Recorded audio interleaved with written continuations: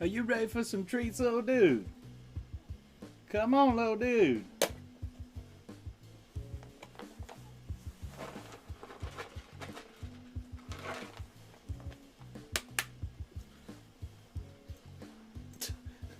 Where do we eat treats, little dude? We don't eat them down on the carpet.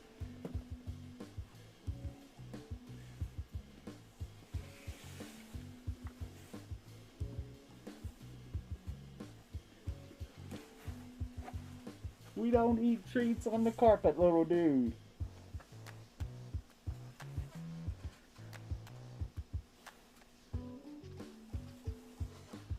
It is apparently really hard to smoke in this fucking thing. Well, happy fucking Halloween! Happy fucking Halloween, baby! um, we can go ahead and turn that off. And that. And come back over here.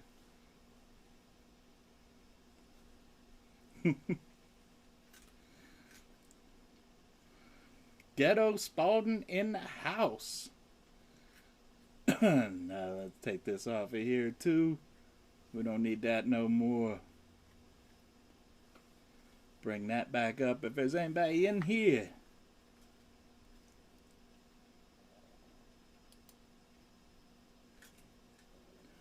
Happy Halloween, my dude. Happy fucking Halloween. I don't know if you can hear me in this thing, but you know.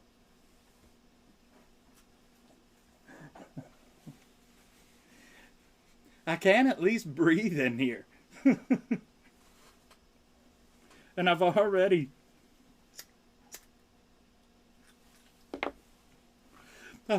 broken the Velcro on here, so if I accidentally show a little shoulder, forgive me for that. There was a, what do you call it, like the little neck thing that goes with this costume, but I couldn't get it. So I wasn't trying to sit there and fuck with it all day.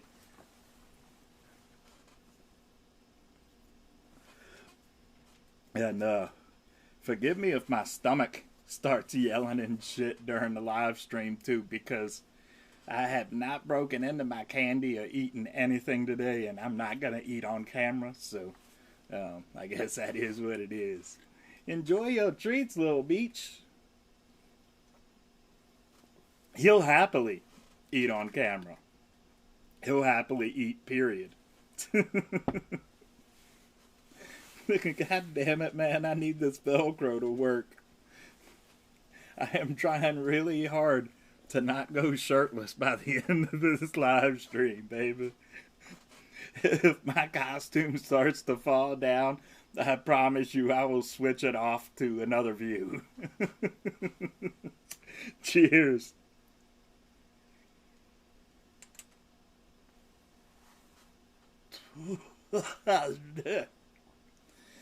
Ooh. Right. Ooh. It's good. Oh, it's gonna get live and steamy, hot and steamy, or drama. Anyway, we got a little bit of drama to talk about on here. Some 420 goody drama. Some 420 goody drama. Oh boy. But we'll get to that. I'm sorry. I'm just gonna take this fucking thing off for now. Then I might have to rethink this whole costume after the live stream. So let's see. Okay, where are we at? We just released the. Oh shit! I'm going live without nothing on my head. I am sorry. Oh shit! Let me. Okay, here's my new costume. Da da da da. Da da da da. Oh, something to those effects. Something to that effect. Um, so we guess okay, yeah, we just released the ASMR video a couple days ago. That was so fucking stupid. That was so fucking stupid. But you know, the whole thing with that video was just me. Hey, little dude. Yeah, you can finish your treats, little beach. Finish your treats, little beach. You know, the whole idea with that video was just me really experimenting the with ASMR. And you know, I did discover, and fucking around, but I did discover something in that, if I can toot my own horn or whatever, is that I think I've got a pretty good like broadcast monotone voice. Or at least, like, not right now because I just took a hit off the bowl. But, you know, I think I can come back down to this camera. I did pretty good at the little voice thing. Or whatever.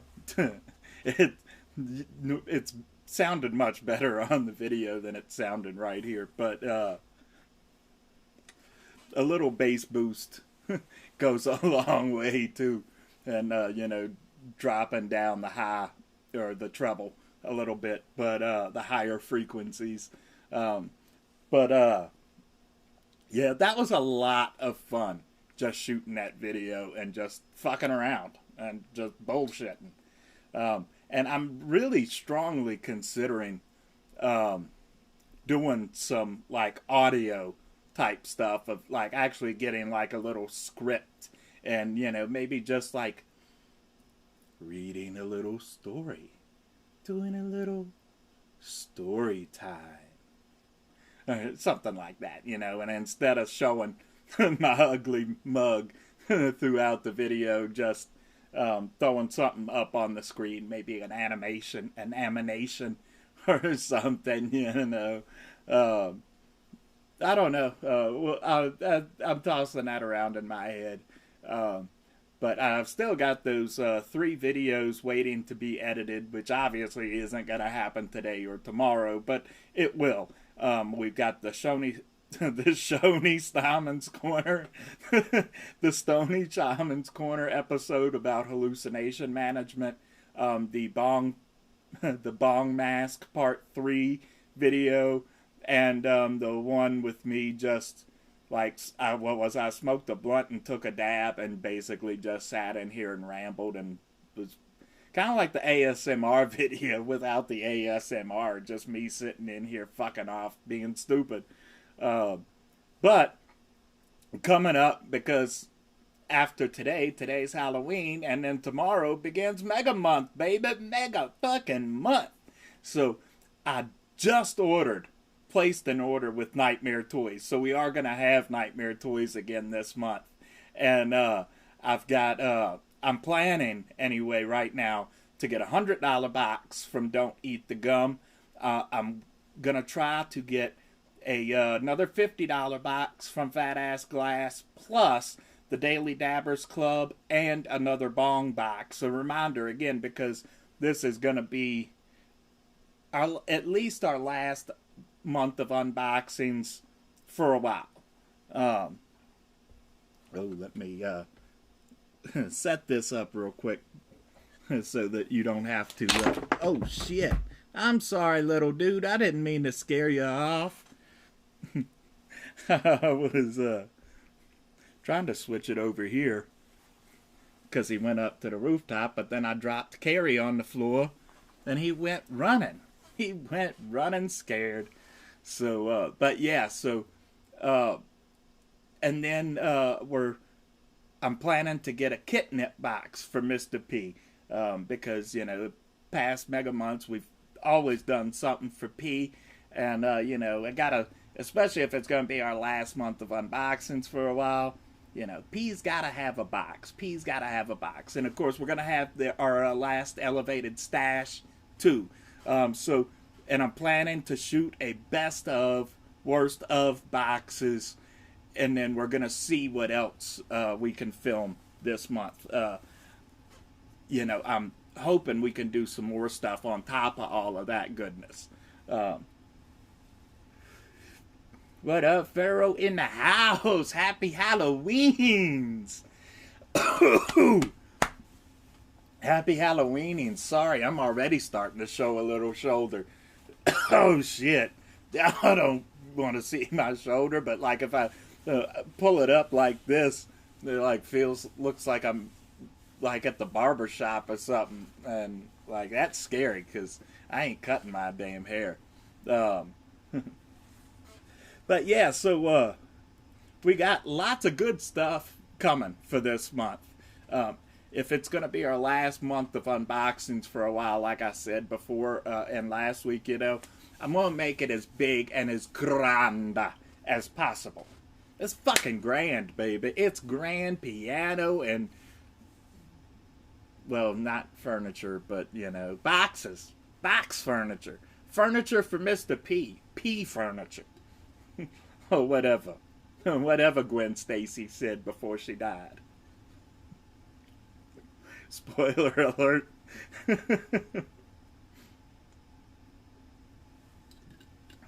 I'm sorry, little dude. I didn't mean to run you off. Where you be, little P? But yeah. So, actually, before we talk about that and get to the drama, let's go ahead and toke another bloke. Toke another bloke. Or whatever. Because before we get into talking about it, I need it. I need it.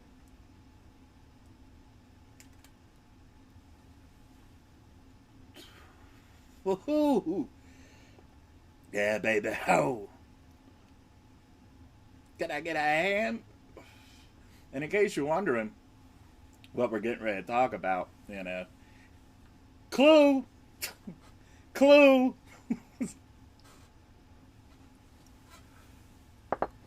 Because it is a decent piece. I mean, it is a decent piece. I give them that much. But I'll just go ahead and bring this up now, because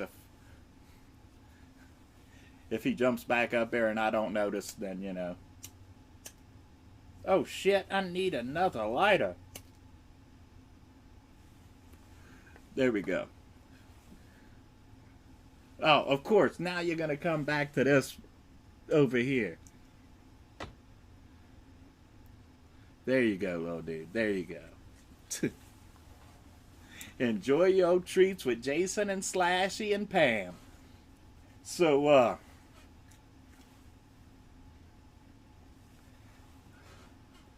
420 Goody Box. That was a great box for $1.99. That was a great box for $1.99, right?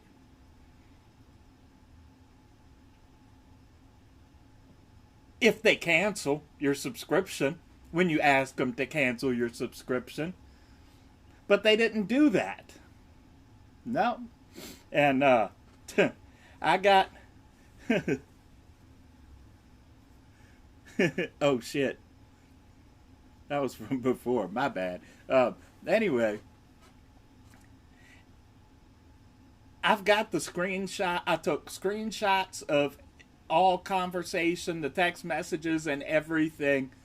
And basically what happened was I went to cancel my subscription the day that my 420 Goody Box showed up. And, I was perfectly candid and honest about that in the video. That was my full intentions the entire time, was to get that box for $1.99 and cancel. I explained why in that video and everything, because typically I don't think that 420 Goody Box is worth the money. And they have always delivered, in my personal experience. I mean, to say that you got something in the mail. They didn't, take your money and then not send you anything at all. like some other companies have done in the past. But Mr. P back up in the hoose. Mr. P is back up in the hoose and they're going crazy. And he don't know what to think about that. But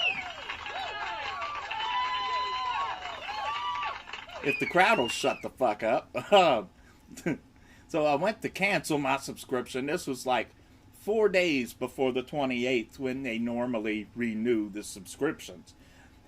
But they've got it set up to where you have to send them a text message to get your subscription canceled. Like every other company in the world that does subscriptions, you know, you just click a little thing. It's all automated. So when you go to, you know, you click to unsubscribe, boom, you're unsubscribed. You know, and they've got it set up to automate when you sign up for a subscription to bill you, but not to unsubscribe. So, and you shouldn't. You shouldn't. At least at this point, you damn sure shouldn't. You know, they've shown that with this because, you know, they got you. They tried to get you the same way that they tried to get me, and you know, I finally got a message back about canceling my subscription the night before they were supposed to renew subscriptions on the evening of the 27th. And instead of saying, okay, we've canceled your subscription, they said, well, how about this? You know, reply with 1 if you want to get 10% off your box or whatever, blah, blah, blah. Keep your subscription, and reply 2 if you still want to cancel. So I replied 2. And I'll show you that text message here in a couple minutes. But, yeah, so I replied to, I said, no, please go ahead and cancel. Luckily, I had the foresight in mind because, you know, I'm a prophesier or whatever. Not really, but, you know, I've been around for a minute, so, you know, I know a few things. And so I went on to PayPal and I locked down my debit card. So if they tried to charge me, the payment would get declined.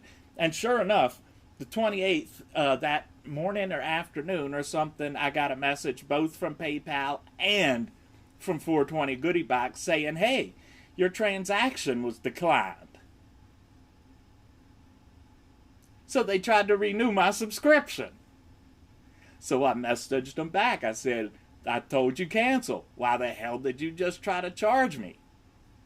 Then later that night, I finally got another message in them saying, oh, we're sorry to see you go. And so, you know, they went ahead and finally canceled it. But then I talked to you about you and those other couple people who basically they did the same fucking thing to.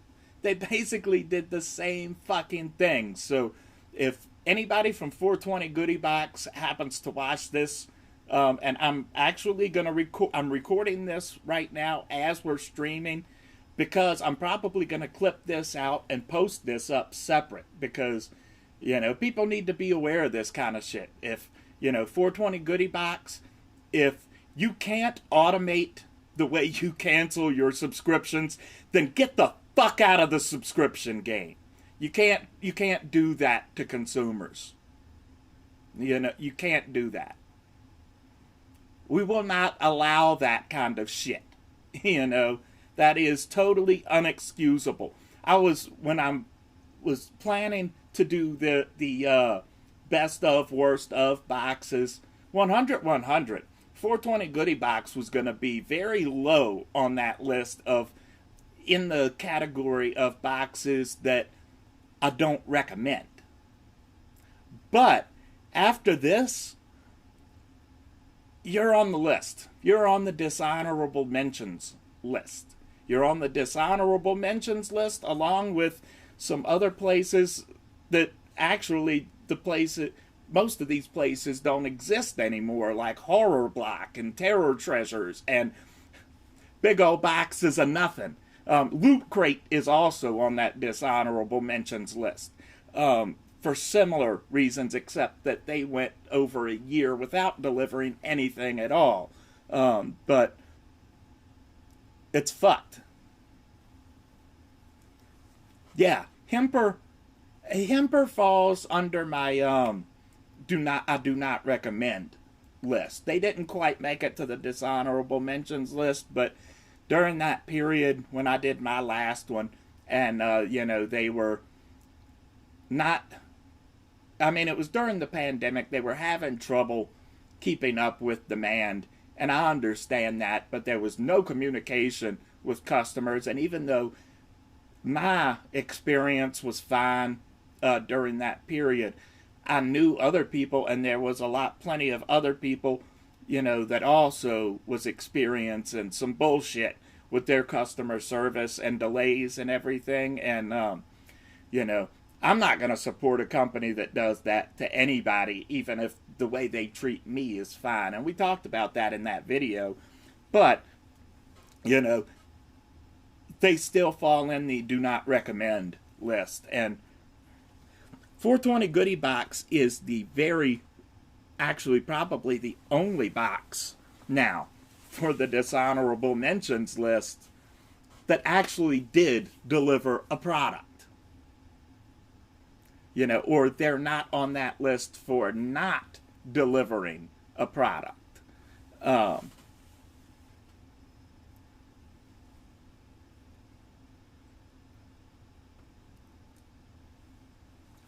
Thank you, my dude.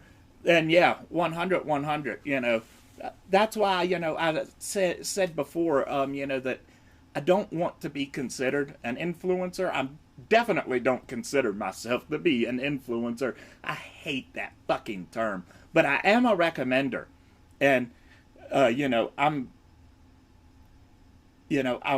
want you guys to know that if you're going to get a box, I want you to know which ones are the good ones, Which ones can you trust? And there's not many of them out there. Spoiler alert, if you watch the channel, who the ones I trust are. And that's Don't Eat the Gum and Fat Ass Glass. Those are my top two. No ifs, ands, or buts about it. Elevated Stash has been awesome, which is why I'm still with them. Hippie Butler was great until all the ceramic pipe bullshit. But, you really do have to be careful out there. The mystery box game is full of pain and pleasure. Yeah, the mystery box game is full of pain and pleasure, and there's more pain out there than there is pleasure, because there's even a lot of the boxes that are pretty trustworthy and always deliver a product and everything. A lot of times we'll deliver some really shoddy boxes, Up until recently, that was how I looked at 420 Goody Box. I didn't really trust them per se, but, I just felt like, it was just that most of their boxes were pretty shoddy. And that camper's box was just total bullshit. But, we won't rant about that again today. Maybe again in the best of, worst of boxes, because obviously now we got to talk about 420 Goody Box for that video. And it's not pretty, obviously, but, up until this, it was all because of shoddy boxes. It was just way more misses than hits. And, it really pained me to stop my Hippie Butler subscription for that same reason, because Hippie Butler, I felt like, had been pretty great, up to that point, and then it got those, 4 or 5 months or something there toward the end that was just bullshit every month. It was just bullshit, and then bullshit, and then bullshit. And, I'm like, I don't want this kind of shit. I mean, again, it looks cool, but it's a ceramic pipe that provides a horrible smoking experience. It's a cool novelty thing, but smoking out of it is a bitch. Oh, there goes that fat soda. Look at that fat soda, baby. But yeah.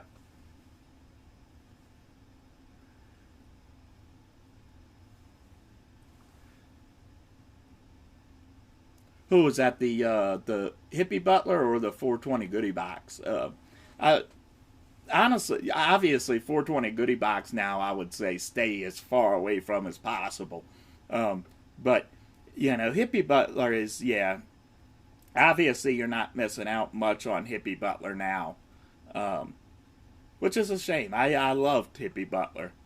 Hippie Butler was once great, but then after watching, yeah, so you're not, yeah, you're not missing much now. Um, and I watched some of people doing like the Masters Club and stuff. We talked about this in a live stream.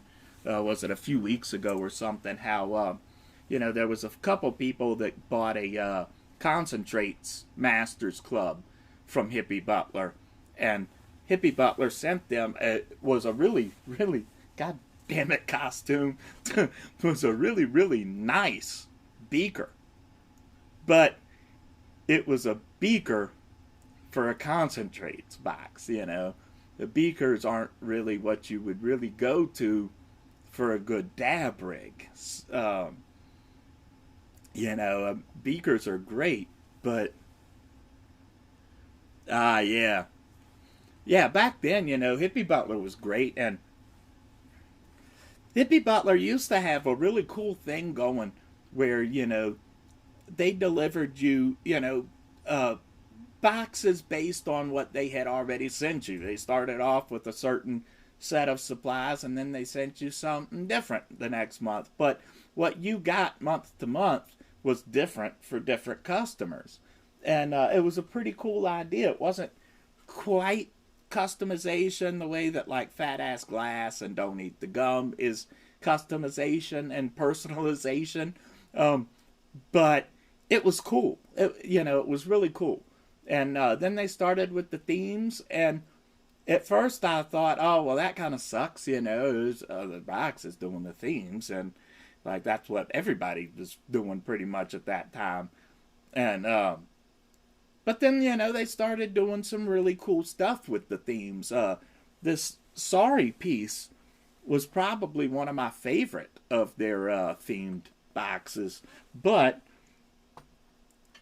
it was cool. And yeah, then it got to again, I gotta reach down and show some more shoulder apparently, but got to shit like this, and it was like, yeah, get out of here. I ain't paying $40 for that shit. No way. And 420 Goody Box isn't really a great $30 value. I mean, this box was pretty good. Was pretty decent for the $30 because, just for the tray and the pipe, that was good for $30. That was fine. That was perfectly acceptable. Both things would have caught my eye in a head shop. And, but there is better values out there. Look at the $25 flower box that we did. Well, the $25 dab rig box, too, that we did from Fat Ass Glass. It wasn't a themed thing or anything like that. But if you have a certain type of theme, Andrew will be happy to fill that out for you if he can. He replied to one of the videos that I did for them that was, basically he just said, excuse me, customizing the boxes really makes his job easier because that's the best way to keep the customer happy. Ask them what they want and give them what they want, And that's what he does. And, it's beautiful. That's beautiful. yeah, so I'm just gonna show the. I'm not gonna show the screenshots right now. Um, of the stuff, basically the stuff that would have my any personal information on it, um, like from the account, where they finally canceled the subscription before, or where they tried to charge me again for the subscription. Uh, Thank you, my dude. Oh, I had that soda. I had that soda, baby. Let me pull up my messages here. I'm just going to show you the text messages. Uh, if I can find it. No, that's my health insurance. Well, where the hell is it? I know it's on here, man. Oh, it's right up here at the top. All right, let me take that all the way back and find the proper thing. I think this is the one. Come on, switch. Okay, here we go. So here you could see on October 25th, I said, please unsubscribe me from the OG Goody Box. And then they didn't reply. So Wednesday, I sent them a message again. Please subscribe me from the 420 Goody Box. And that was, it doesn't, yeah, it was 9:19 a.m. And so they replied at 8:13 Pacific time, because, I mean, to be fair, they're in California, so, and I'm on the East Coast, so they're on Pacific time, and I'm on Eastern time. So there it is, all filled out, and that's the entire message, and, so that's what I was saying about reply to stay, blah, blah, blah, reply to cancel, and don't forget to provide name, blah, blah, blah, blah, blah, blah, just to show you, that I did it right. Said, 2, please go ahead and cancel. Thanks. And, what was that? I'll check that here in a second. And then, that was, okay. Yeah, so that was 8:13 on Wednesday the 27th.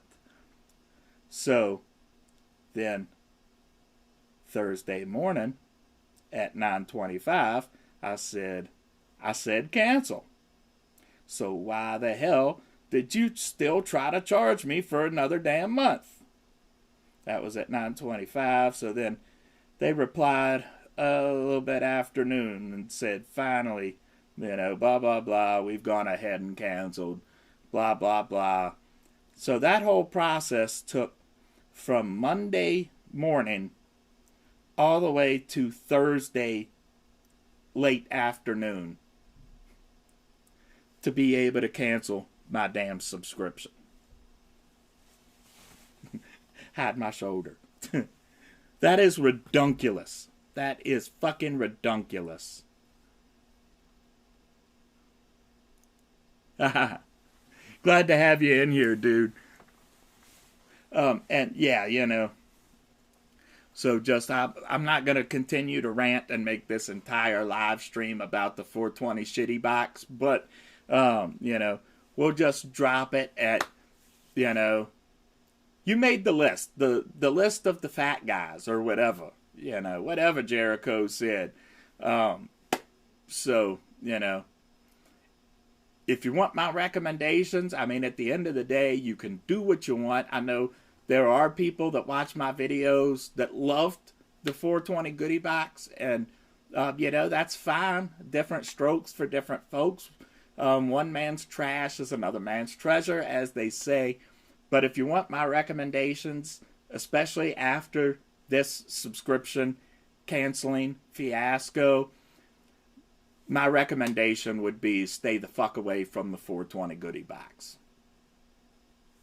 Bye. Words to live by.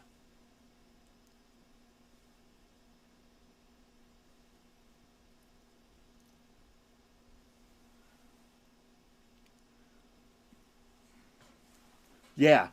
I mean, I'm actually dealing with a lot of frustrations right now. Like, it's not limited to, before I light up another cigarette, let's have another one off of here. But I'm dealing with a lot of fucking frustrations right now and trying to straighten out my rent payments for these goddamn people here, and some shit going on with my insurance and shit, man. There's just so much shit going on. But I'm pulling one of those, weed take me away things, just handle it.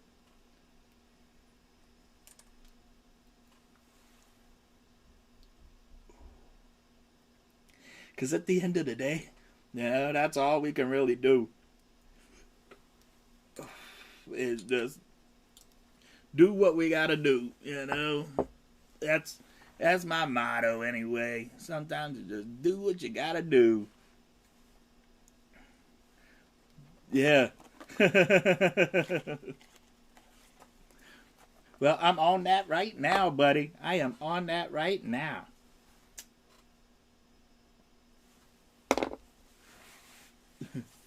And still trying to contain these fucking shoulders since my fat ass broke the Velcro on the back.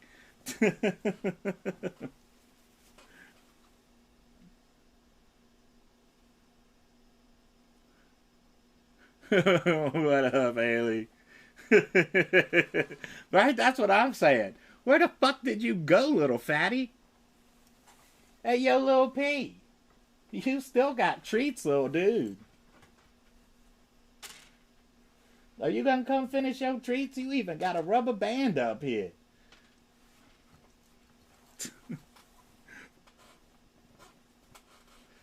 I miss that fat guy, man. I miss that fat guy.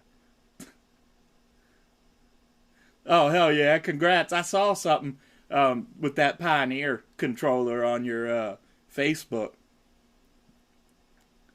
The cigarettes or the weed? The cigarettes I'm smoking, at least right now, are these GTOs. They're like $8 a carton. And I'm, normally I also smoke Phillies. But I've been smoking more of the GTOs just because the Phillies are like, I think, $12 or $13 a carton. And these are like $8 a carton. So, Yeah.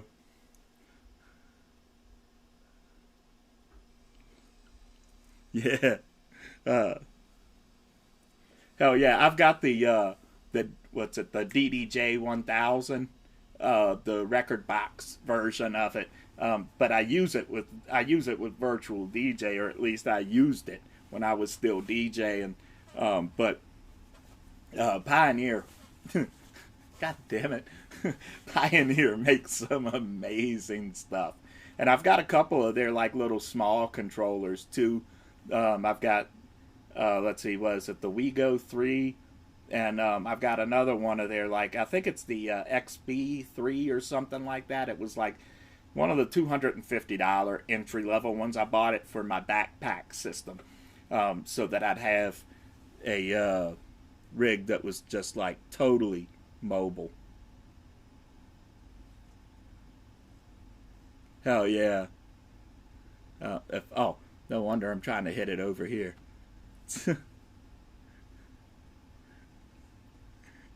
And damn, man, I'm not. I don't work apparently.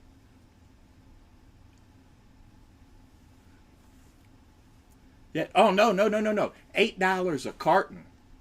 Yeah, these are $8 a carton. That's why I'm smoking these ones, because they're $8 a carton. Uh,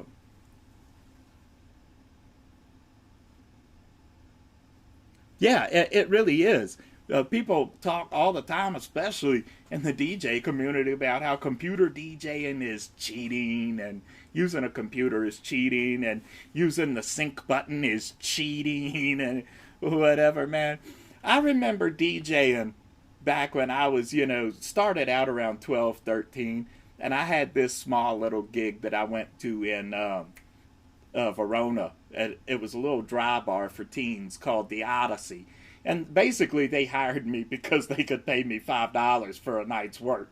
But, I did it. I was happy to go do something, and, you know, I remember going and doing that gig and doing, tagging along with my older brother and his friend to do their gigs and stuff, where you literally dedicated an entire back seat or a truck. Kevin used to rent out a U-Haul, and, half of it would be just nothing but vinyl records and CDs and shit like that. And, yeah. Cheat all you want, baby. Cheat all you want. I do not miss that part at all. You can keep those fucking vinyl records and the CDs and everything. Fit all my shit on a little tiny hard drive right inside of the computer, baby. You is good to go. And P thinks so. P thinks so too.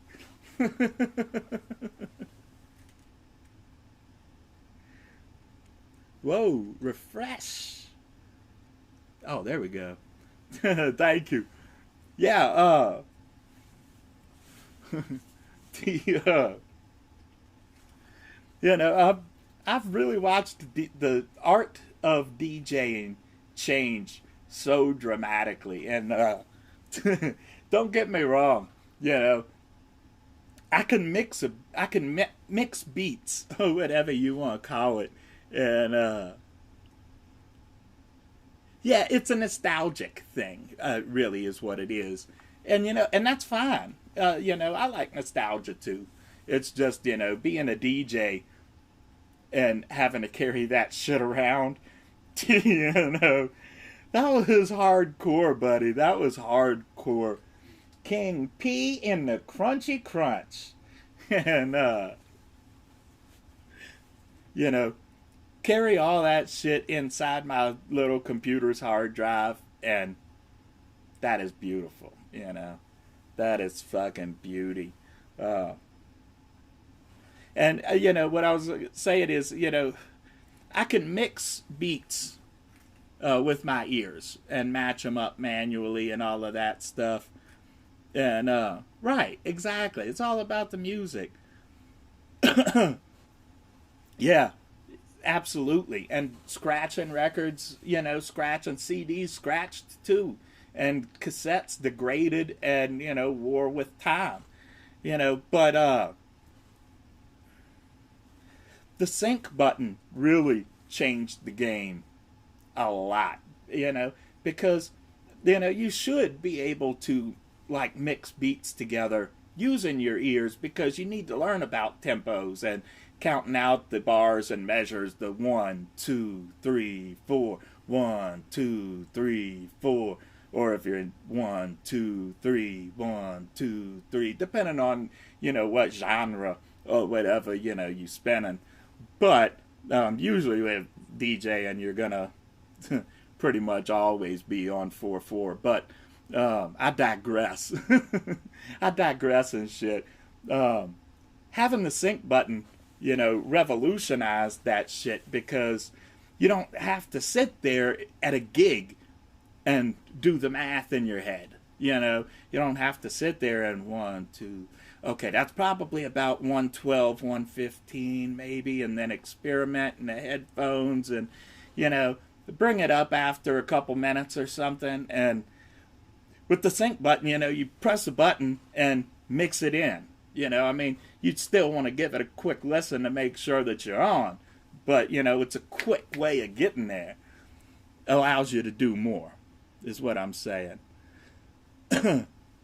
Yeah, my dude, I do. I play guitar and I play bass. I'm not really that great at either one of them, but I do. I've been playing guitar and bass. Well, I've been playing guitar. Excuse me.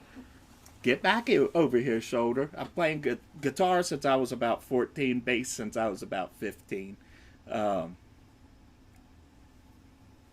Yeah, that's. That stuff is fun. I'm more like, I like doing the hip hop kind of stuff just because, well, I don't know, EDM stuff in general usually mixes pretty well too, and gives you a lot of flexibility and creativity to be able to do beat mixes and apply filters and things like that to really make some stuff pop. Just I grew up with the hip hop, I guess. So yeah, drum and bass is fucking cool. I miss like the old school house music, like the CC Peniston and the what was that girl's name? Was it Tracy Spencer or something like that? This house is our house. Let's get back to the people of the world today. Hey! Let's see if I can get that over there to him. You could see his butt, at least. But yeah, I do miss that shit. I'm self-taught. I wanted to mention too. I sort of play drums and keyboard, but not really. I don't really play either one of those, but I create the illusion I can create the illusion of me being able to play keyboard and drums through step recording. But that's another wave in another ocean. Basically, I learned to play by, writing songs.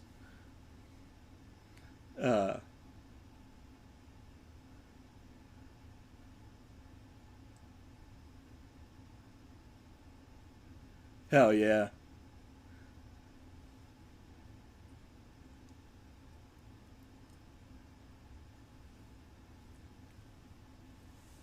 I don't think so. Um, but that was kind of how I was trying to learn to play drums. I think if I had have been able to have the energy and stamina to, if that makes sense, in the lungs to continue practicing drums, I think I would have done okay on the drums. I mean, it's a little bit weird, you know, training your body to do different things with every limb. But, I was already doing two of those with guitar. Plus, I mean, I was sort of using my feet with guitar already anyway, using the pedals and stuff. But,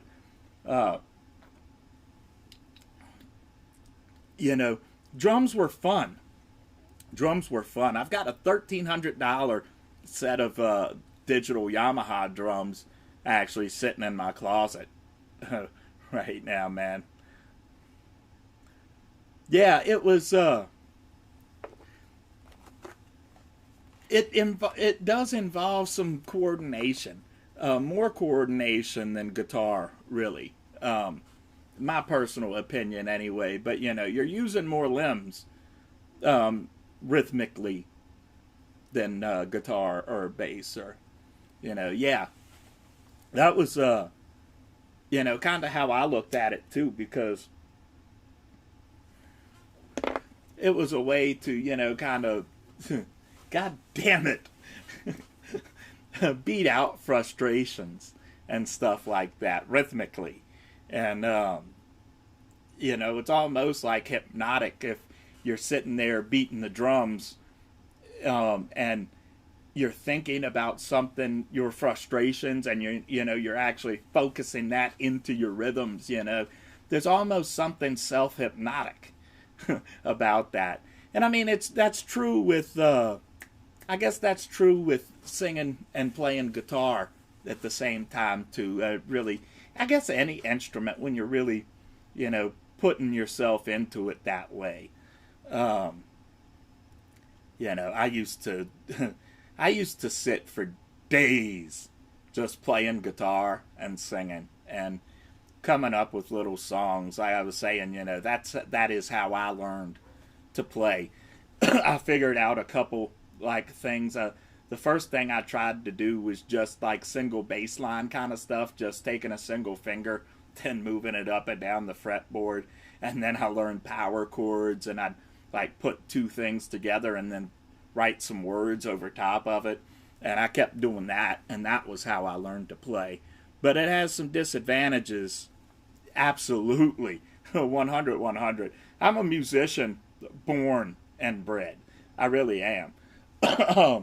But, you know, learning to play the way that I learned came with a lot of disadvantages too, because I didn't learn to play the way that other people learned, and I never took those lessons or anything. I never learned my scales. Playing lead is extremely tricky for me because of a combination of things. Like the reason why I can't do much in the way of alternate picking, because the way that my hands are, but then also the fact that I never learned my scales and shit, you know, did hold me back in a long way, in a big way. Yeah, it absolutely is. Well, I did a little bit in that Roadie 3 video. I didn't sing nothing, but I did play a little bit in that video. And once I get everything moved, oh, completely forgot to talk about that. So we'll just do that here, I guess, because I'm planning to go ahead probably in December. What I'm thinking is take a couple weeks off from filming and editing and everything and move this whole setup into the back. And probably what I'll end up doing is setting my bed up in here, and then I'll just have my bed area in here and my filming area back there, since that's where I do all my editing and stuff anyway. And that would make it a lot easier for me. By the way, excuse me, I know I'm about 3 minutes late on that, but you know, excuse me. Yeah,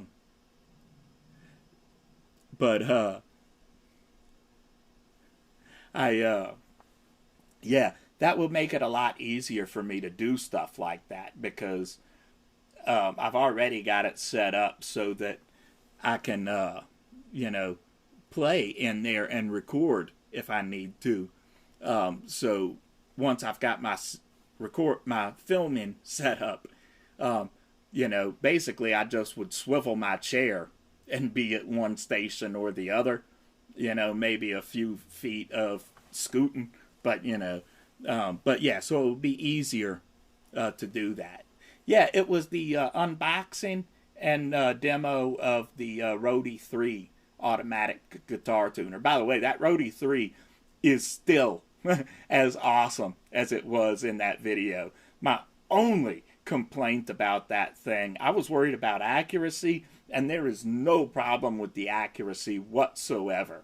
I don't even need the damn strobe tuner anymore using that Roadie 3. My only thing with the Roadie 3 is just that it doesn't work on bass. It's not, the motor isn't powerful enough for a bass guitar.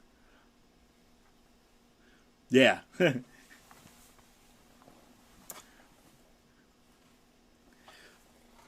I really wish that, you know, I had, God damn it, man. I'm so sorry. I am so sorry. You know, but, yeah, I'd like to do some more music stuff. I'm so bad at procrastinating for that. Because I've been planning to do more music stuff, and I just haven't. I've still got all of those little dab sesh videos that I was going to do that for, and haven't, you know, even started with that, except for that one single video that, you know, it's, it's, Virginia is up and down, and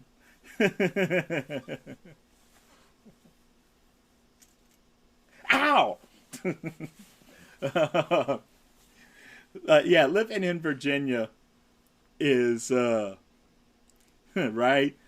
Living in Virginia is a lot of up and down. There's a lot of pro and con.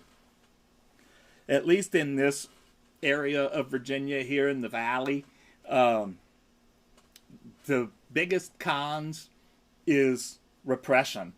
You know, this is very much a church going culture around here. Um, and well, over in Dayton, there's like the whole Mennonite thing and all of that. And I'm not, you know, gonna complain about that. The Mennonites that I've met around here have all been great. They've all been great people.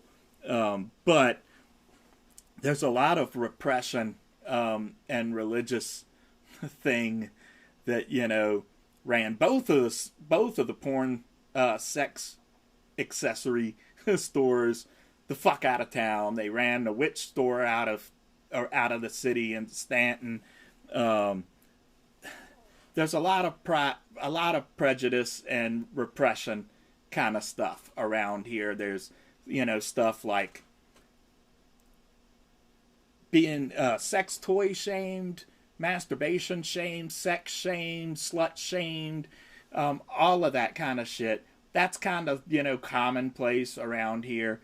And, you know, the homophobia is bad. The homophobia, transphobia thing is bad, but it's gotten a lot better. The city of Stanton even had a Pride Festival a couple years ago, and a Harry Potter a Harry Potter festival, and those went really, really well. But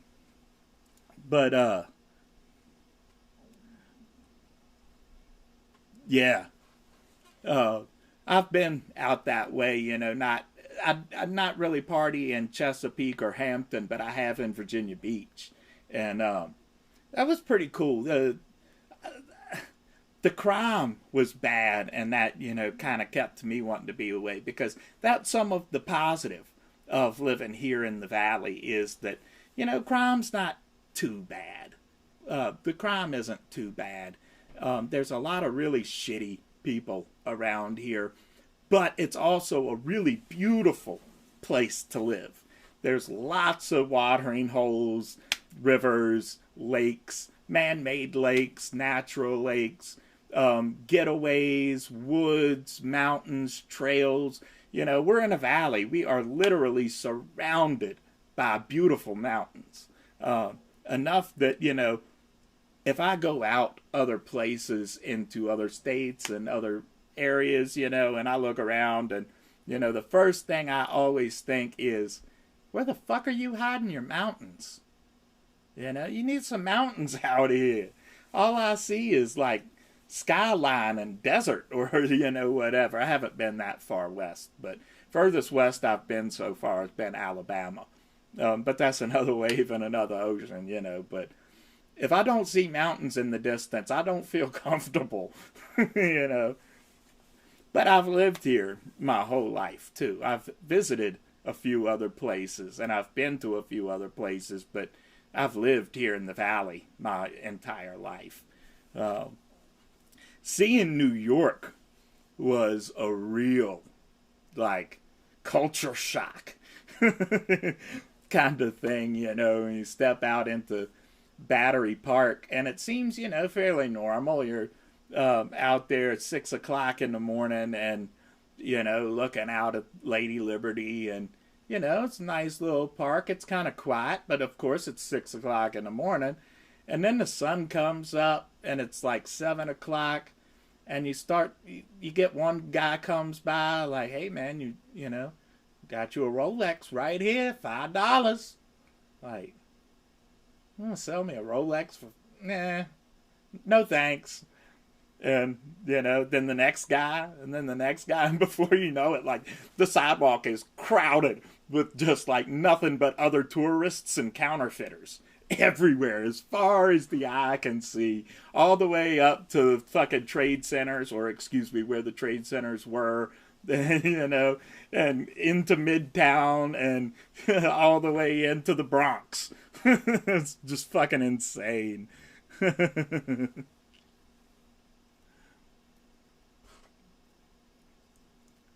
Yeah, there was a couple people on a few people that I knew who did that back in the day and would, paint their fingernails and everything. And, they're like, fuck what other people think. It looks kind of cool, They had on the black fingernail paint and was doing like the kind of goth thing or whatever you want to call it. And, it was cool. And like, fuck what other people think. And there was some hate for that, But as they said, fuck them. Just fuck them. Yeah, right. New York is a... it was beautiful to visit. There's no way in hell, even if it wasn't for the $13 single waffle that looked like it comes straight out of a fucking Eggo box and the, what was it, like $8 for the little tiny glass of milk. But it was served to me by a dude that looked like fucking Billy D. Williams. No Colt 45 or shit, but, $13 pancake, or waffle, excuse me. But even if it wasn't for, prices and rent control and all of that bullshit in New York, man, that shit is way too busy. That shit is way too much hustle and bustle. Just way too much.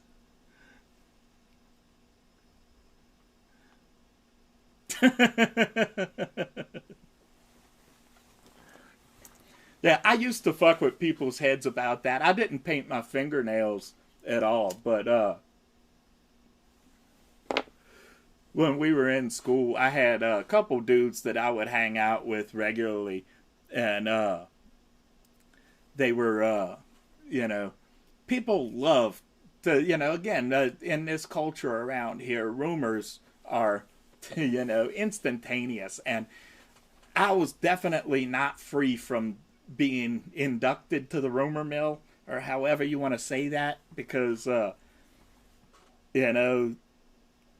hung out with these dudes all the time, and, rumors circulate around right away, oh, that, that's a cover because, they're like roommates, if you catch my drift, they're roommates. So we'd go out places and, just fuck with them, hold hands with my homeboy and shit like that just to fuck with them. And like, I think that didn't help the rumor mill or anything like that, but fuck them. That shit was fun.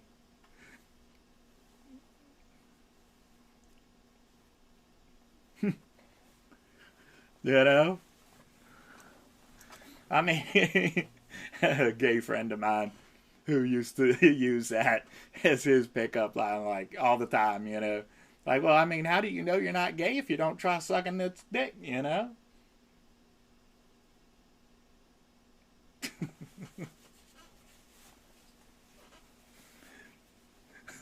And, yeah. Unfortunately, it's still not super safe to joke and stuff like that around here. Unfortunately, I mean, in the city that I'm in is pretty cool. As a matter of fact, I met the my first right. I met my first openly gay couple here in this city, and just blew me away. I mean, that's how repressive it is around here, because that it blew me away like this. But I had just first moved to Harrisonburg, and I was moved into this apartment, and I met this girl on the sidewalk. She came up and introduced herself. She's like, "Hi, I'm blah blah blah. This is my life partner, blah blah blah blah." And like, no, qualifications or anything like that to anything. Just very matter of fact is what I'm saying. Like, this is my partner, just plain and simple. And in my mind, I just thought, that is fucking beautiful. To to live in a place where people can be free enough to be that open.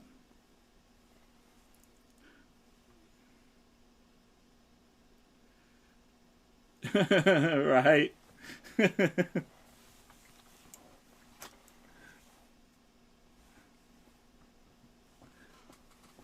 So like, fuck them, you know, or you know, or don't, or do fuck them, you know, as long as consent, I guess. But the big problem around here is, well, I mean, I don't know. I guess this is probably true anywhere you find really strong homophobes. Is you know, the people who can't separate gay people from gay sex, if that makes sense.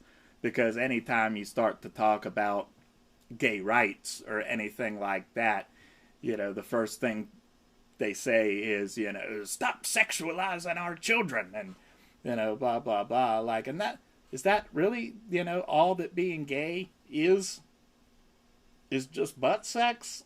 I mean, come on.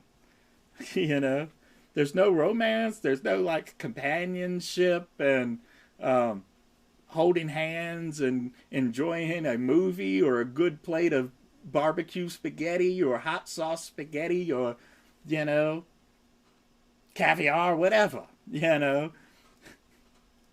It's and I know it's probably strange to be hearing a pervy motherfucker like me talk about something not being just about sex, but it's true, you know. It's not everything is about sex. Sex is great, you know. I'll be the first one to say it, baby. Sex is fucking awesome, but it's not all. It's not all about that. And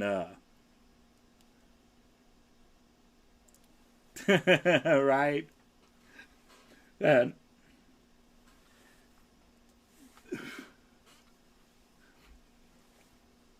oh shit.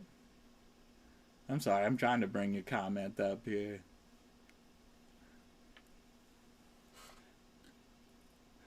Right? I am. You know, I am literally fucked up in the head. I got a bumpy.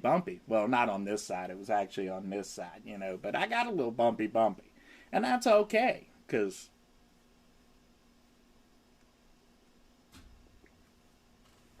it's okay. It's just, you know, gravy. It's all gravy, baby. Why is my Facebook is looking stupid? Trying to bring everything up over here is not like computing. It's not computing. Let me fix my bra strap over here. My movies. Where you go, little duties? Here. I'll give you guys a view from down here for a minute after I bring your comments up.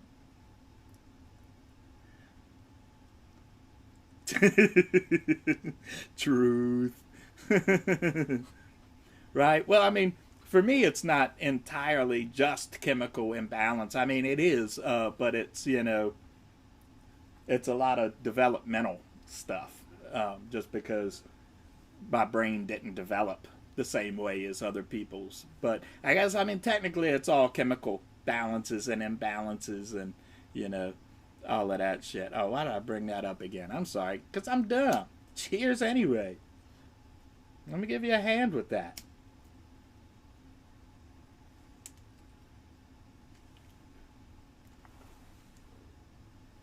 That's what she said.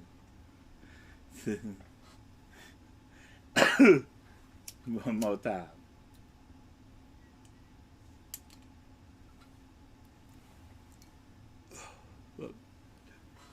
That one was a little easy one. I'm sorry, I took it easy on that one. I took it easy. Take it easy.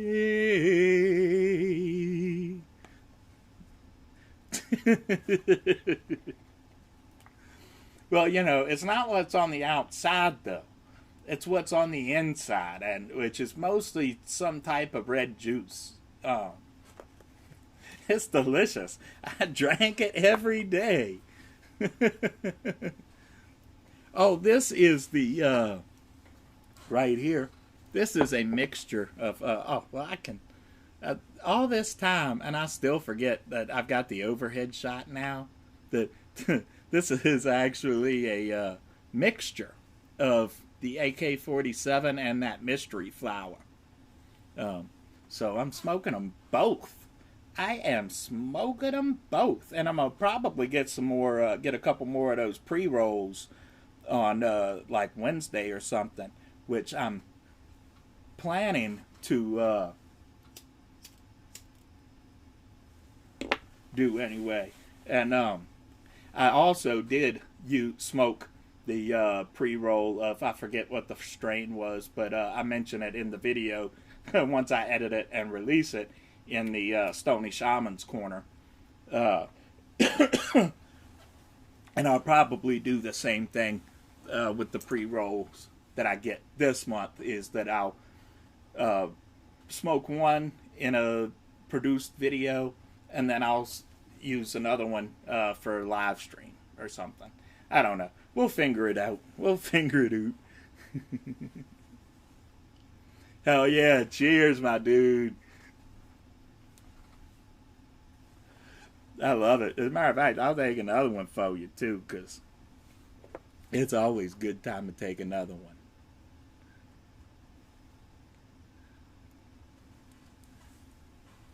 Hell yeah. We'll smoke it for you, buddy. We will smoke it for you, baby. Cheers.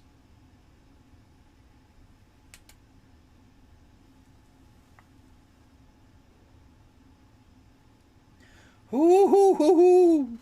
Hoo hoo hoo hoo hoo.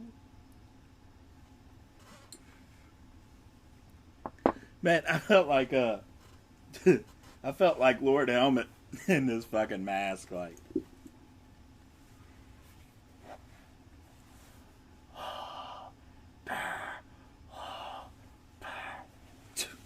I can't breathe in this fucking thing.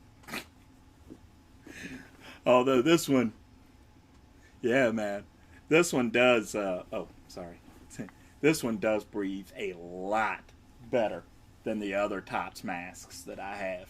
That one probably breathes the easiest, and I fucking love it. It's one of my favorite Tots masks. Oh, you get back over here. Oh shit, I am knocking everything on the floor. Bear with me for a second, babies.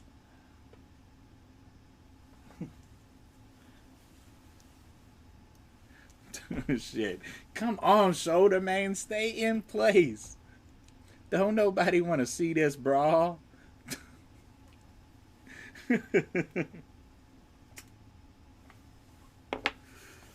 Holding my bras in place. But, alright, let me. Ghetto. By the way, I call this costume Ghetto Spalding. I don't know what I'm going to do now that the back is broke on this, because, like, that's one of two problems with this costume. The other one is there's no wiener hole. Right? Oh, wrong way. Ain't it? My fucking Gremlin shit is the best. Gremlins. Gizmo caca! But yeah, so I call this costume the Ghetto Spalding. Because it's, you know, it's a good Captain Spaulding mask. But,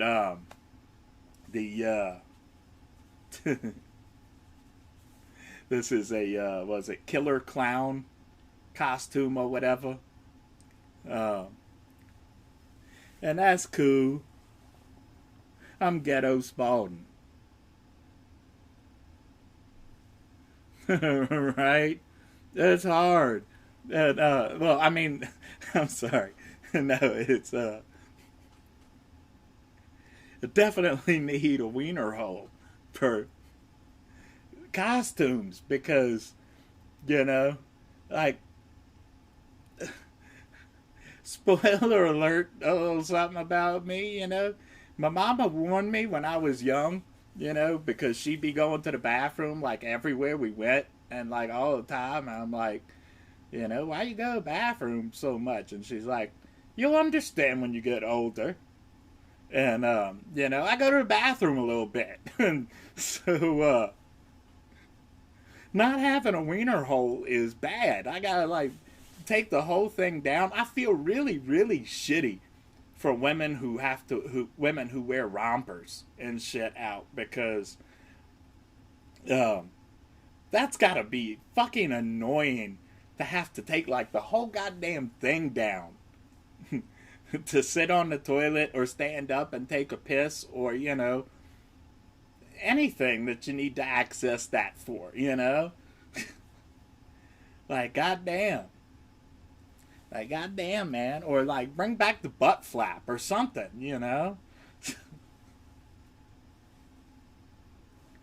A butt flap, a wiener hole. Honestly, every costume should have a butt flap and a wiener hole. But seeing as pants don't normally have butt flaps, then, we can live without the butt flap. But, God.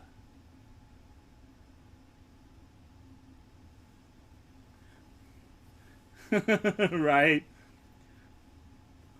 I think part of my thing is just that I drink so much Mountain Dew and sodas in general, and a cup of coffee every morning. Like, I'm always drinking something, and so I'm always pissing something. Um, Nothing says will freak you out. Well, I mean, there's stuff that will freak you out more, but I'm just saying it's an expression. That nothing will freak you out more than forgetting that you drank a whole bunch of strawberry soda or something red during the night and wake up in the middle of the night and go take a piss, and your piss is all red. And you're like, what the fuck? oh. Or cherry Kool-Aid. Cherry Kool-Aid will do that shit too. Or grape juice. Right? I saw a meme was somewhere, I think on Facebook, that somebody had posted about, you're getting old when you pass a bathroom and you use it just because you're already there. And it's the truth. It's the truth.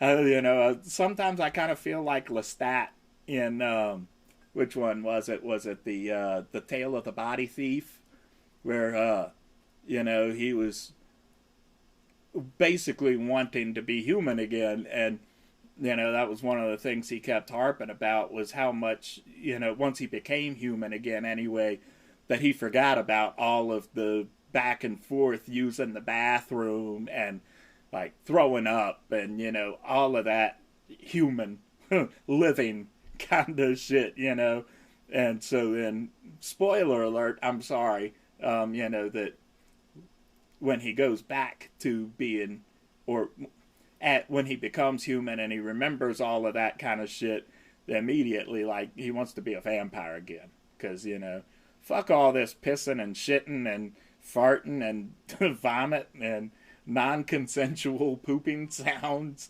I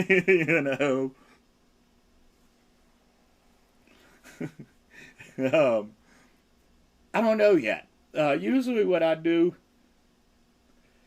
is I usually wait till evening time and then I'll start watching stuff. And usually what I'll do is just to kind of like let my brain unwind into it, is I'll start with something that I've seen a million times. So maybe something like Beetlejuice or The Babadook or something, and then I'll get into something. If what I watched, what I've already watched was serious, then I'll try to find something a little funnier after that, and something that I haven't seen yet. And if it's something funny that I watch first, then I try to find something more serious that I haven't seen after that. And then I just kind of go from there and then try to hop around like the different streaming networks and stuff. And I'm 100. I'm probably going to be up from tonight until tomorrow night just doing nothing but watching movies. I mean, I'm going to stop to like fix something to eat and you know, go to the bathroom and shit like that. But, you know, I'm probably going to be watching movies until tomorrow night. Right? That ain't what you said on the video. Seriously, I don't know why they didn't publish your comment, because like I saw the notification for it and I could read it in my notifications, but then it doesn't show up on the actual video. I don't know why. That was right. Like, I don't know why that is, because you know, you're not the first person to comment on my video and have that done to them. Like, the only comments I've ever deleted from my channel, I've even left up troll comments. I haven't gotten a whole lot of troll comments, but I've gotten a few. I've gotten a few that were like just rude shit, and I left all of those up too. The only ones I've deleted have been spam comments. But the I've even had Kevin from Don't Eat the Gum post a comment on one of my videos one time, and it didn't show up on the video. And it was the same thing. Like, I could see it in my notifications. I got the alert, and I could read the comment on my notifications, but it doesn't show up on the video. And I checked the what do you call it, the comments held for review section of the comments, you know, in the feed, and there's nothing there. So, like, I don't fucking get it at all. I don't know. Fucking Google, right? Always the food kind. Always the food kind. That's going to be, if I do the trance videos, it'll be like, you're getting very hungry. You're getting very, very hungry.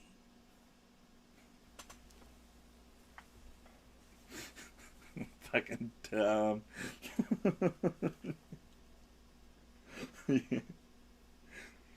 Your stomach is growing emptier and emptier every time I say, you just want to take a bite out of cake.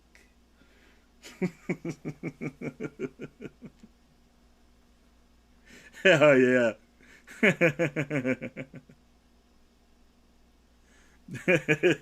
Right. I probably will do some more ASMR type stuff of some kind, because, you know, I mean, the video didn't track all that well. I think the last time I looked, it had like 11 views on it or something.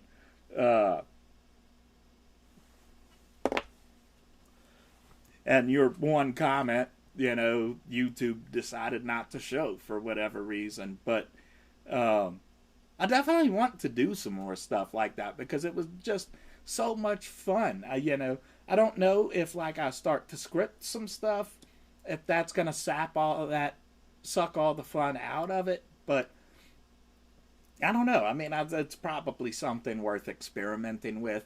The only problem is finding the time to actually script anything. Well, you know, I thought about doing that, except that, you know, this is going to be kind of the last month of unboxings.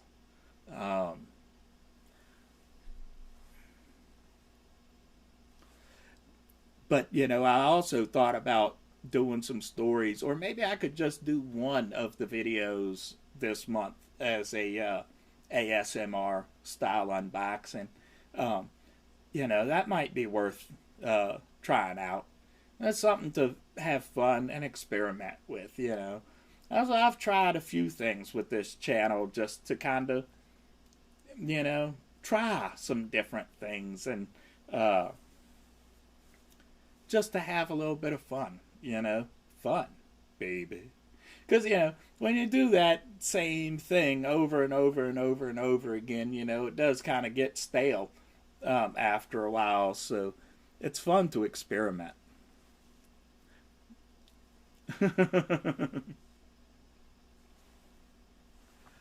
Oh, yeah, thank you. I appreciate you, man. Uh, yeah, I've had a lot of ideas. I had some sort of not safe for work kind of ideas too. Um, but I don't know that I really want to go there. Maybe that'll be like my OnlyFans thing. um, I don't know. Uh, but, I definitely wouldn't be against just, you know, reading a script or a little story or something, ASMR style, and fix the camera up on something else. Right? Obviously, I do enjoy my not safe for work ideas, but as I said in the one video already, the what the hell are you doing watching me instead of working? That's kind of rude. I'm telling your boss. Right? I did. That was an idea that I had several months ago, months back. That was doing a shirtless, shirtless fat guy bong hits series on OnlyFans, but I did one test video of me taking a bong rip, with my shirt off and all of that shit, and like,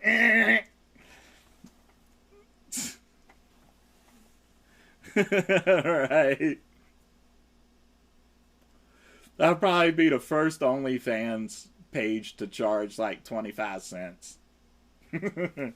I might have to pay other people to watch the shit. That'll be like after prison show buying subscribers and shit.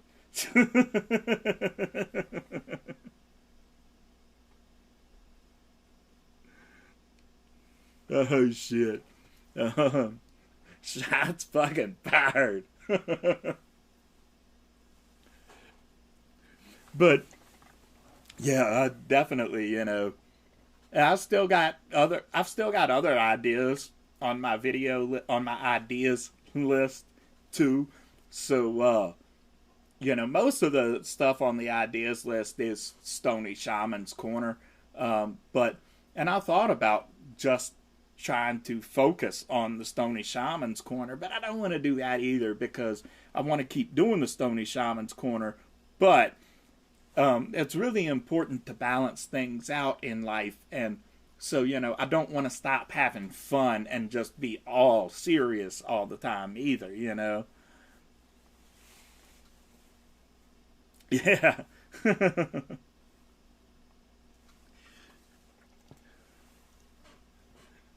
uh, yeah, fuck that dude. But you know, he'll get his thing. We all get our thing. We all make our own shit sandwiches, and when when you sell roadside couches to old ladies without any type of fumigation and sanitization processing and shit like that, and you're selling used mattresses same day out of the back of fucking storage sheds and shit like that, man. We all make our own shit sandwiches, and he'll get his shit sandwich too. It's just a matter of fucking time.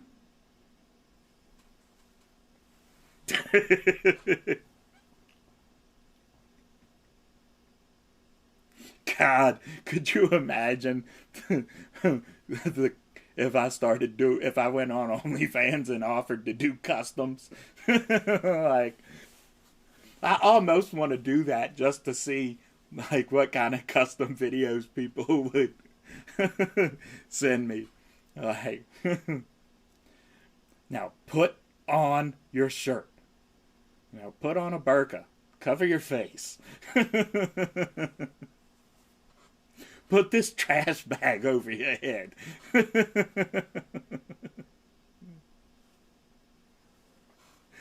Oh, thank you. And I'm glad to have you here.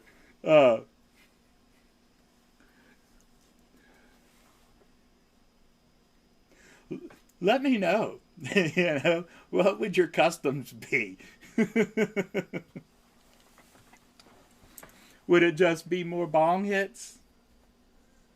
I can do those. I can do those customs. Or bowl hits.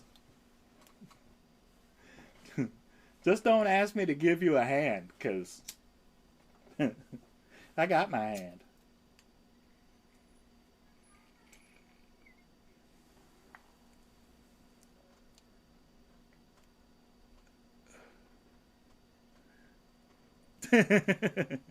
That don't surprise me. He's... You can't be a reformed felon, or you can't be a reformed criminal if you're still out there acting and thinking with a criminal mindset. It's just as simple as that. Yeah, me too. Or I am definitely hippie adjacent. I don't know that I really identify as a hippie, but both of my mom was a hippie, my dad is a hippie, my stepmom is a hippie. I come from a very, well, I come from a lineage of hippies. My granddad, not so hippie. But,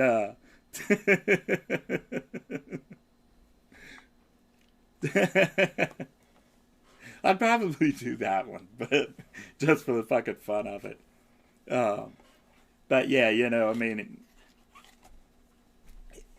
that's, I was raised with the whole hippie set of morals and ethics, if that makes sense, Right?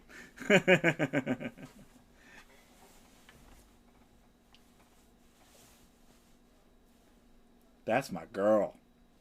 That's my girl. Greta is my baby.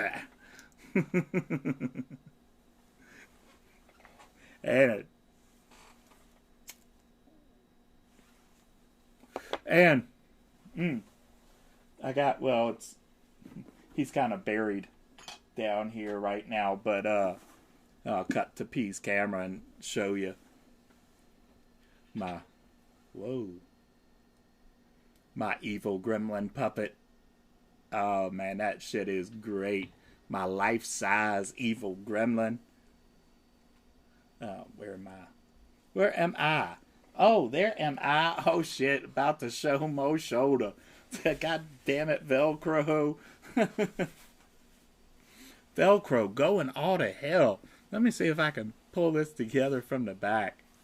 Right? The video is still up on the channel. If you want to go back and see that video. It's one of the Nightmare Toys videos. I forget what all else I unboxed that month, but it was it was a really, really, really nice haul. Yeah. It is, and I got these I got Gizmo right here, and sensitivity warning, because there's Gremlin's butthole. And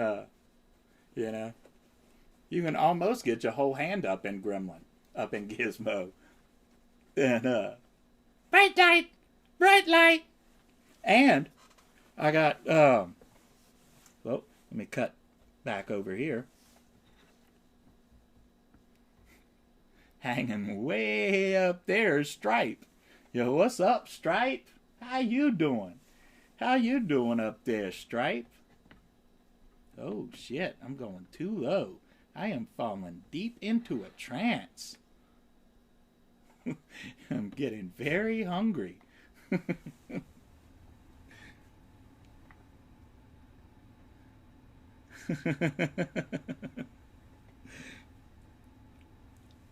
Where? Oh, there I am. I have to find myself sometimes. And that's actually, another reason why I'm gonna halt the unboxings for a little bit. I mean, the money is obviously first and foremost, but I'm running out of room for shit. Well, I mean, I ran out of room for shit a long time ago, but you know, I've collected so much over the past 4 or 5 years that, yeah, I didn't find out until was it last year, I think, that Mark Hamill did the Joker on the Batman the Animated Series. I was like, well, that's fucking awesome. That was the best Joker ever, hands down. I mean, don't get me wrong. Jack Nicholson, awesome.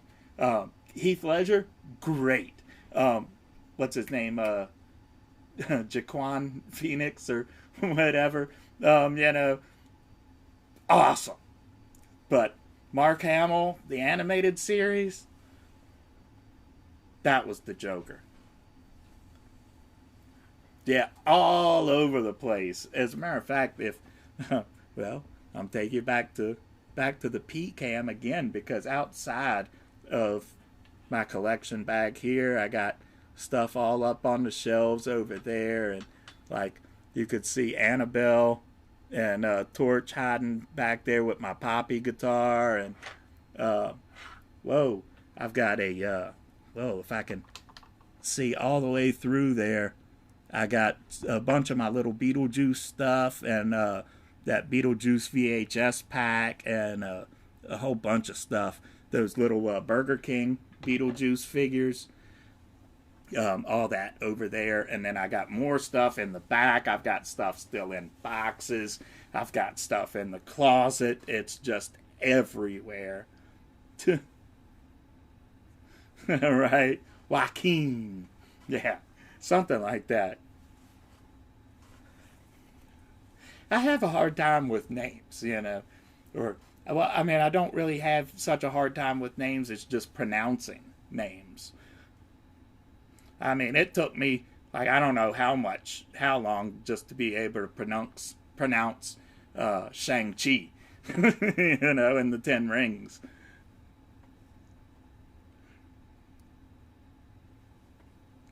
Yeah. Yeah, me too. Because I mean, it's basically, it's like a new beginning, and again, I'm not gonna say that it's gonna be the end of unboxings for good. Um, Kind of what I'm looking at now is that maybe if things progress the way that they've been, this is almost like a cow costume. That's appropriate. Um, um, God damn it.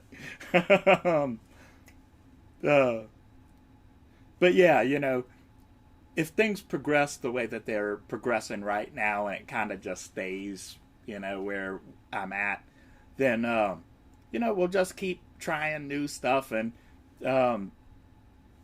have our new beginning, and then maybe every year when we come back to Megamonth November for our anniversary, we'll get in a few boxes. And maybe we'll do some stuff sporadically throughout the year too. Like I'm thinking maybe, like a birthday box or something come April, and, definitely no more 420 Goody Box though. Never again. Never again. And honestly, the one I'm gonna miss doing every month the most is Don't Eat the Gum. Um, Don't Eat the Gum is literally the entirety of my unboxing show. Um, that's I was on YouTube before that, but I really wasn't doing anything other than these random not some of them not really even videos. Some of them was just a little picture with a song that I did in the background, or like the ones of me singing "Comfortably Numb," and the couple videos of Tiamat, or yeah, it was Tiamat, and then there was the one of Kingu. Those videos are like 20 years old or something, but hell yeah, I appreciate having you here, man. As much as,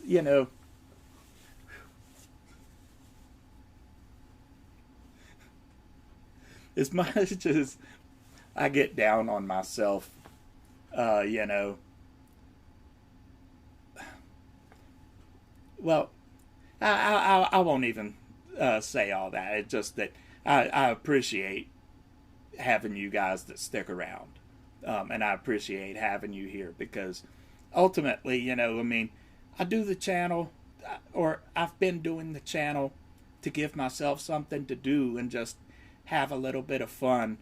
But it's so much more fun to have you guys here and interacting, because if all I'm doing is making videos for myself, then that kind of takes that takes half of the fun out of it too. And yeah. I love you, man. And, yeah, absolutely. And Fat Ass Glass too.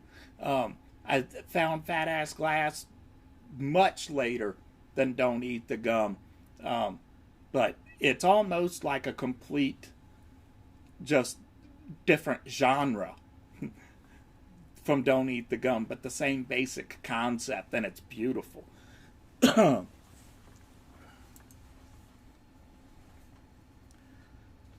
And it really is the best way to run a mystery box for both the company and for the customer. That's a win-win. Win-win-win. So let's see. Yeah, it's almost 3 o'clock. Let me try to get P in here real quick, and I will be right back in my little cow outfit. We're going to offer him some bonus treats, is what I'm saying. Oh, no, actually, I'm not going to offer him bonus treats because he's still got treats. Oh, I'm sorry, I forgot. Microphone's like right there. Hold on. Are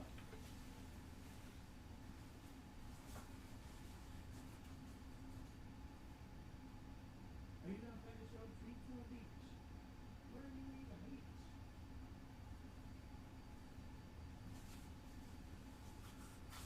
eating? Yo, this bra is popping. Yo, where you at, little dudes?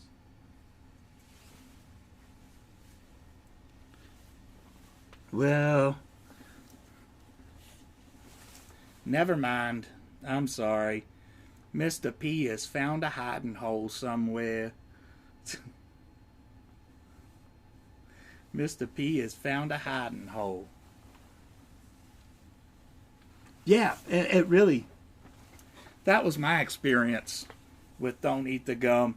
My very first box was just, blow me the fuck away. Because aside from, the obvious stuff, there was one thing that I had mentioned on his Facebook page before I ordered my my first box. And, he put one of those pictures where he showed a bunch of different stuff that you could possibly get, and I just commented, kind of joking around, not even knowing if I was going to order a box. I said, I'll take that Ultimate Ash, please. And talking about the it's up on here somewhere, but it's the Ultimate Ash versus Evil Dead mecha figure. And he remembered that when I ended up ordering a box, and it was in the box. And that Chucky tumbler cup and everything, man. It was just fucking beautiful. Right? Get in here, little dude. You got food. You got treats, little beach.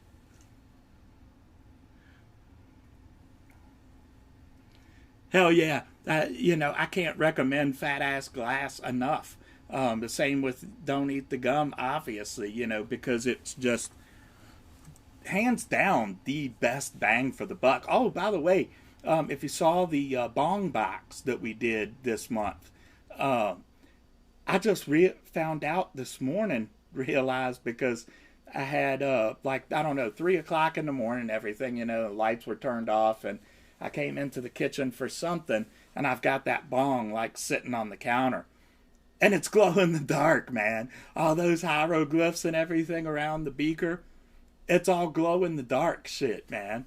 That is fucking gravy, and you know, for $30 that bong was.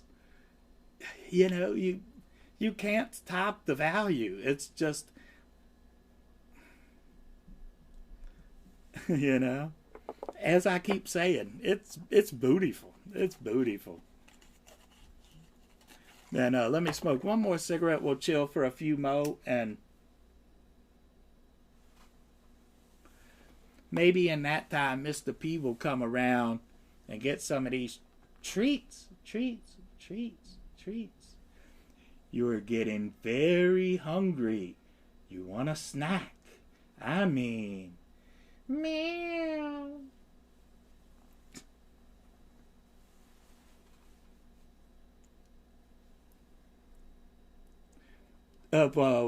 Which the shit.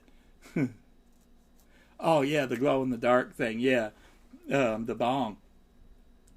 I thought about doing that, but it was like 3 o'clock in the morning, and I was like,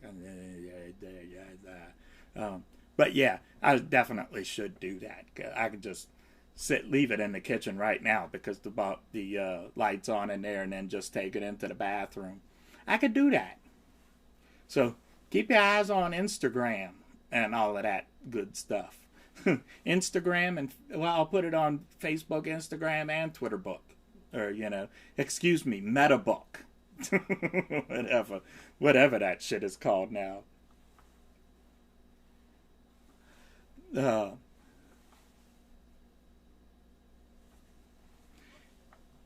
I've seen them sell packs, I think, for like 99 cents or a little bit less. It's pretty reasonable. I'd say. I mean, when I first started smoking, a pack of Newports was like, I think $1.30, maybe $1.50 or something like that. A pack of cheapies was usually like 70 cents.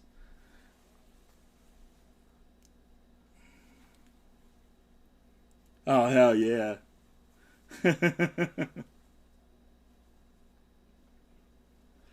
um, the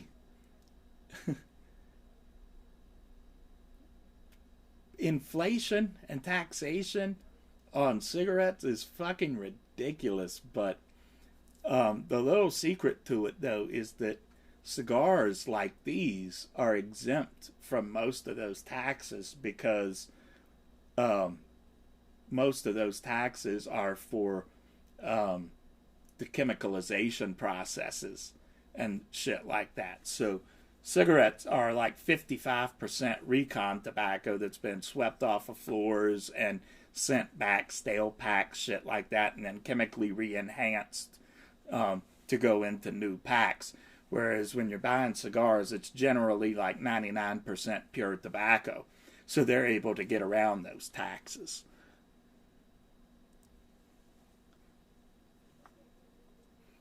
Yeah.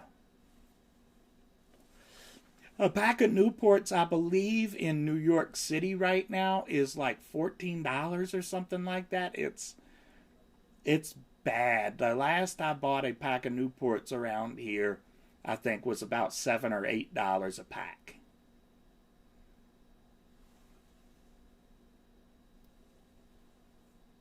Right? And what's really funny is that there's a chemical that the cigarette companies usually put in there to make your cigarette burn faster. But the reason that they give for putting that chemical in there is that it makes it burn slower. Uh, you know, makes a whole hell of a lot of sense, doesn't it? The thing that they're putting in there to make it burn slower actually makes it burn faster. Things that make you go, I see what you did there. I see what you did there. I mean 100, 100, 100, 100. It's the cigarette companies are the original. What's those fucking people's name? You know, the Oxy people. Um,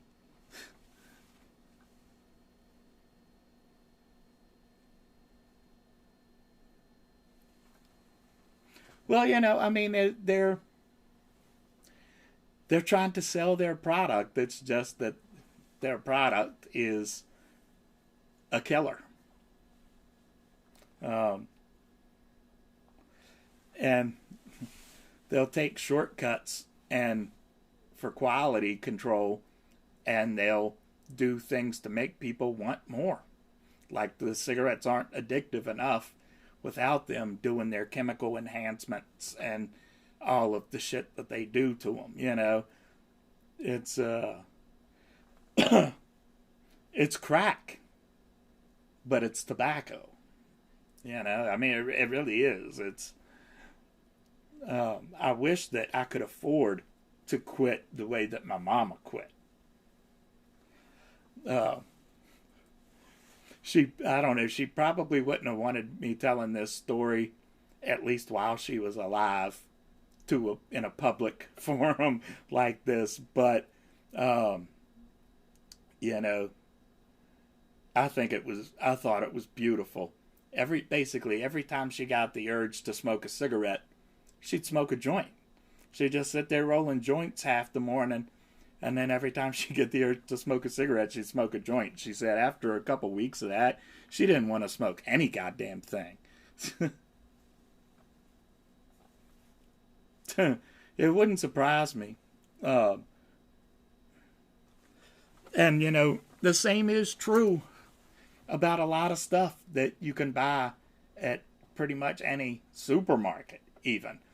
You know, when you see all of this Delta 8 and CBD going around supermarkets and gas stations and shit like that, you know, there's probably like 2% of the people making those things are a legitimate quality controlled companies or whatever, but the vast majority of them are going to basically be the tobacco people, just other people in another industry. The same thing, but different. And, you know, what I've learned about the processes of making Delta 8 is that it's actually more of a, like a synthetic THC. And that's scary to me because I remember the spice thing. Spice or K2 wasn't exactly synthetic THC, but it was synthetic, and it did end up having a lot of fucking problems. But you know, the bigger issue is that those things aren't regulated. You know, we need. I know a lot of people would jump on me politically saying this, but it's the fucking truth. We need more regulations over that shit, and that's why, you know, uh, that's why I'm trying my best to stick with the legal, regulated markets for weed. Um,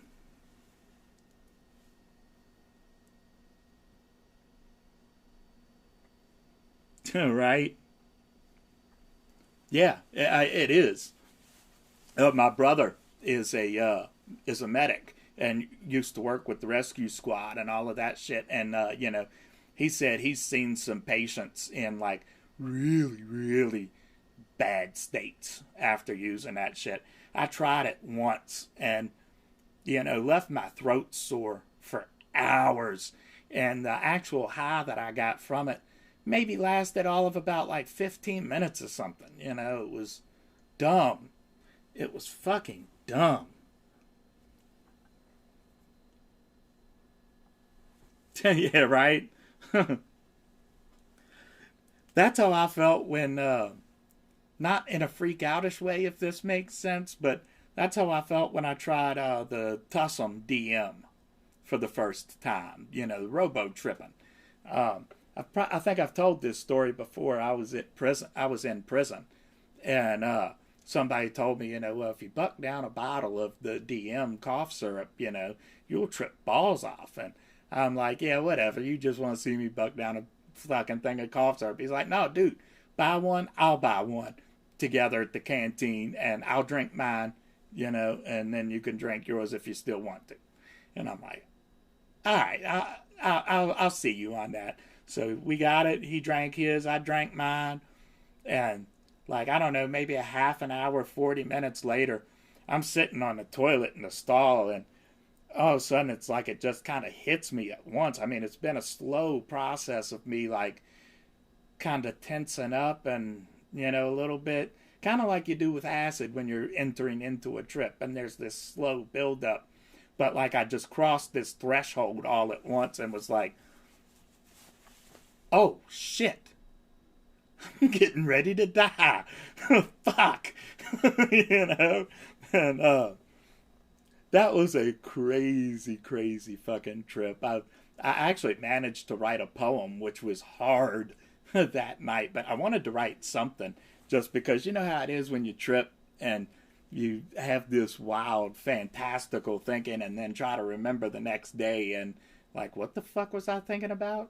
So I wanted to write something down, but it's so hard because your fingers are like, it's like an instantaneous arthritis and cerebral palsy or something, wrapped up into one.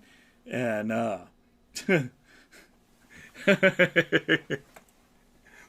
could see that.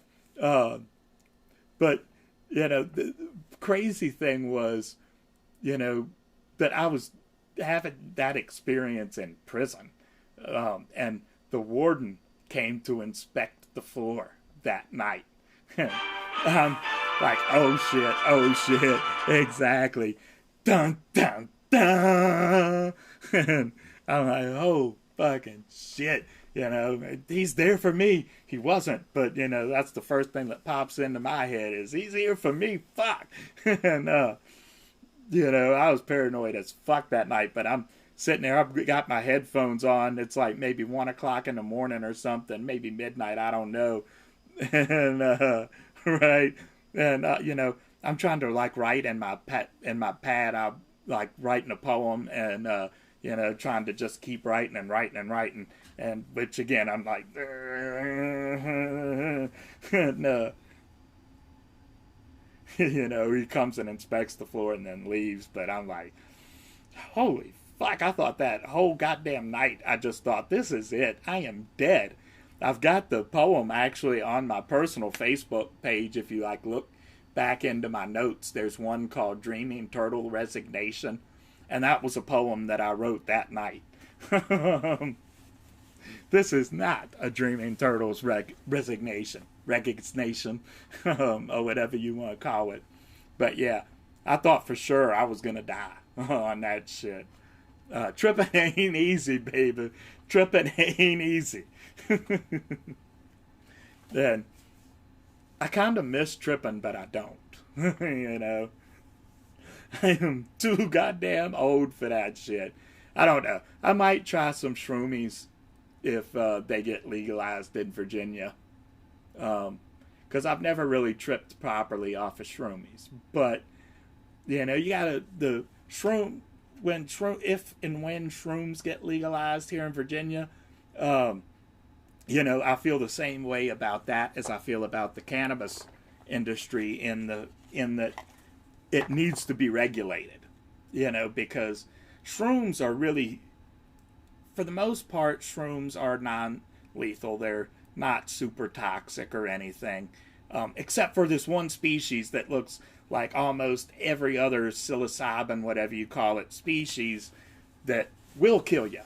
And it won't kill you right away. It'll like kill you slowly, but it will kill you. So, when you're buying, if you're getting shrooms from somewhere, you got to make sure that you're not getting those ones. And you also, not to keep bringing up after scamming show so much, but I also got to watch out for your homeboy trying to sell you some portobellos and shit like that. But yo, what up, Zacky Zack? Freeze that ass, baby. How you doing, baby?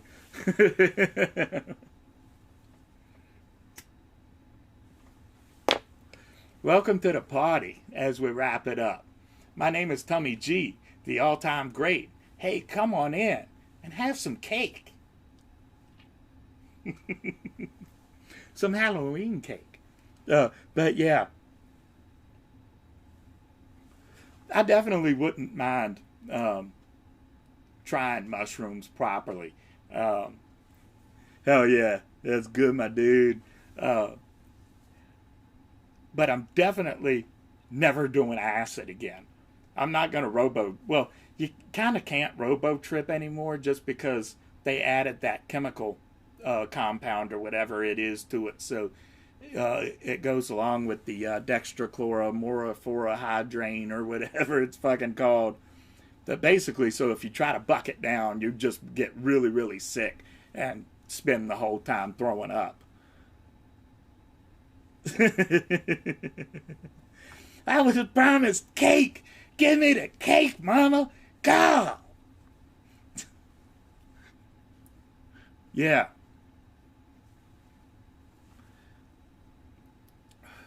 Yeah.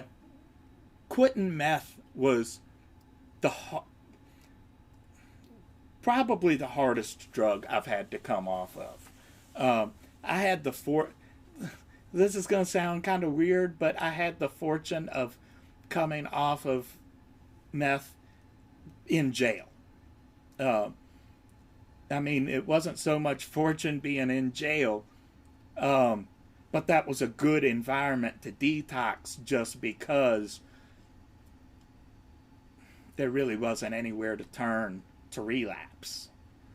I mean, of course it was all against my will anyway, but my probation officer told me when he violated me for that was, right to my face, he said, I haven't had a problem with you smoking weed because I've worked in mental health for a long time. I know it helps a lot of people with your condition, and I'm fine with that. But he said, I'm locking you up today because I'm afraid if I don't, you're going to kill yourself on this shit. And he's probably right. If I hadn't have detoxed in jail, there's no guarantee I would have ever detoxed at all. Right, I had no choice, exactly. Yeah, and the same here. My entire family, including my Mimi and Poppy, who were, Poppy was already passed at this point, but, basically my entire family, even the more conservative and super religious elements within my family, were all super, super, super supportive of it and of me, and encouraging me to stay clean.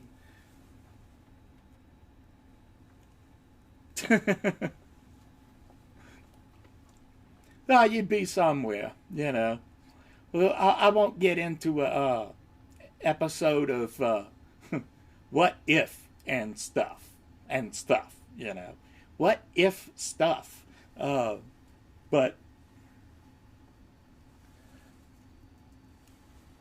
the same positivity on the end of the negativity with something like that is that if I wasn't around positively, hopefully, I think somebody else would be around.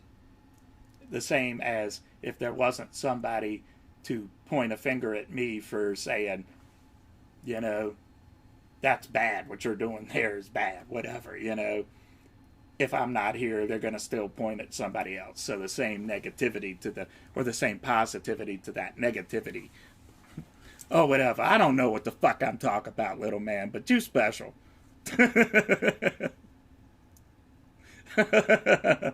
I disagree, but thank you.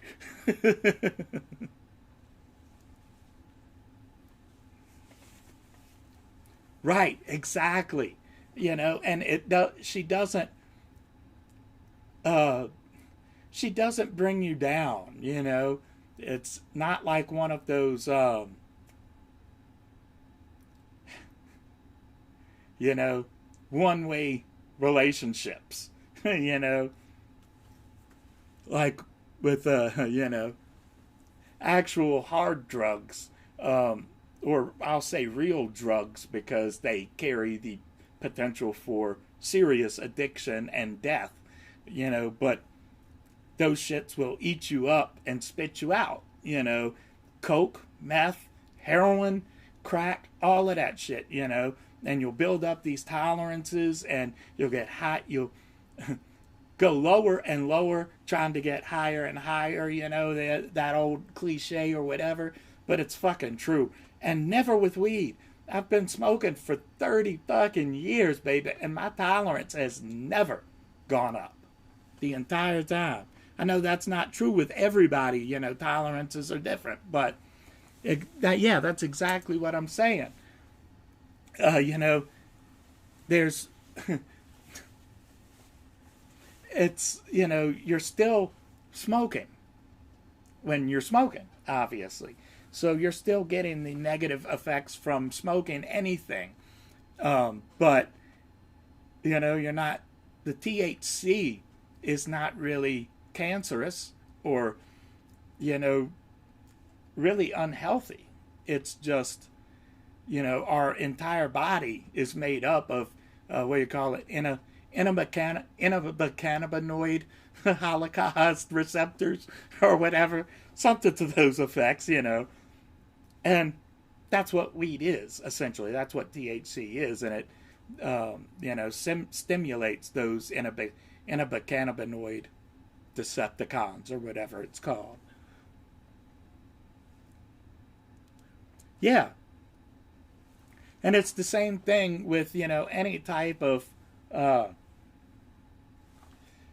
withdrawal experience that you would exhibit with cannabis, because any withdrawal symptom that you would exhibit is a mental thing. It's psychosomatic or psychosomatic, you know, nymphomatic or something like that. But, it's not physical because the THC, the tetrahydro, whatever, the crystals, they stick to your fatty tissues for like a period of 28 days for a moon cycle, basically, and it sticks into your tissue, into your urine for about 2 weeks. And so it gradually works itself out of your system, both through your urine and your fatty tissues. And so it has its own natural built in detox. So even if cannabis THC did have some type of physically addictive property to it, it doesn't matter experience the symptoms of it. It's beautiful, right? And I already brought that up. Whatever, whatever me. But the worst that's literally ever happened to me from smoking too much was that um, this was back. I don't know. I was like maybe 15 or something, but I was with the dude, and he packed up one of those like little socket wrench things, but it was like one of the great big sockets, and stuff like a quarter of an ounce down in there. Sat there, smoked the whole thing, and I went to sleep and got up to deliver papers in the morning, and like still stoned off of my ass. Like I was stoned forever on that shit. And right, exactly. Yeah, and it's same here. I mean, people look at me weird when I say that weed helps me with my anxiety, but not my social anxiety. They're like, well, isn't that kind of one and the same? I'm like, no, it's social anxiety here, inner anxiety over here. The inner anxiety is more about the PTSD and stuff, because I'm on me, you know, I'm fretting on me. And when I'm smoking weed, I don't worry about that. Little things don't freak me out, and I don't lose my shit over nothing at all, you know. It doesn't help me interacting with people outside and shit like that. Is just, I do tend more when I smoke to want to stay inside, maybe be around a few people that I know.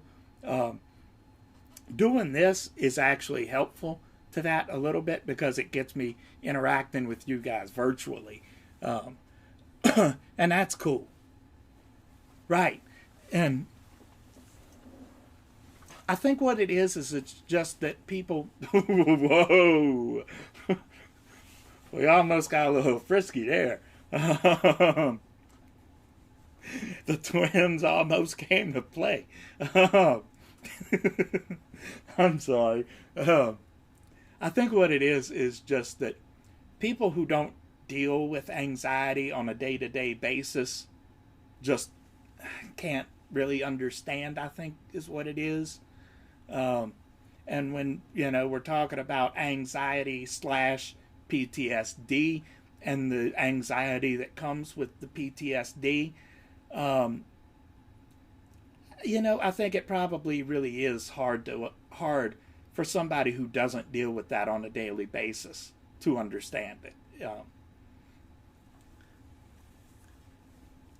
But I think that's also why it's important for us to talk about it more candidly out in the public, because there's, mental health in general, and especially mental health with men, mental health in general, 100, but I think especially mental health with men, we're taught so much to bottle that shit up and to just be a man. And, if we don't talk about it, then people don't understand it. And it's hard for other people to help us if they don't understand what we're going through. Um,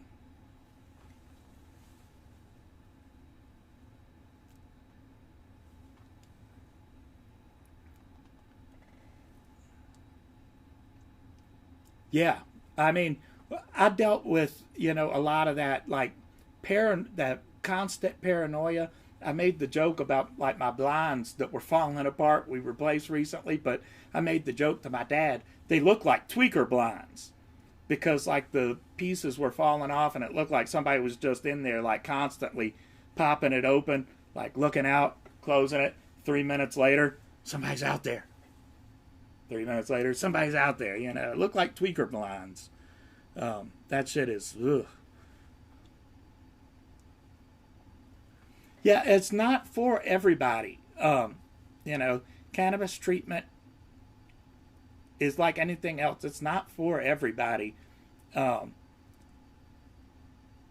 it definitely helps with my inner anxiety, but it's not going to for everybody. Yeah. Right, exactly. And that's exactly what happens a lot of the times. In I hate to even bring this up because it just sucked so fucking bad. But what happened at Virginia Tech? Um, you know, and this guy's just bullied, and then things aren't right in his head, and he's just, yeah, he snapped. And, we've seen that over and over and over and over and over and over and over and over and over. Right, 100. Yeah, and that actually is something that, we should talk about more. And microdosing. Uh, and the differences of high between something like a good CBD and THC ratio versus something that is just THC or something that is just isolate CBD. Because there's a huge difference. if something's isolate CBD, you're probably not going to get high off of it at all. If something's just THC, you're probably going to get fucked up. And if something is a ratio, then that's a little bit more calm. So, you know, I mean, I'm just saying, you know, all that stuff is more important to know than I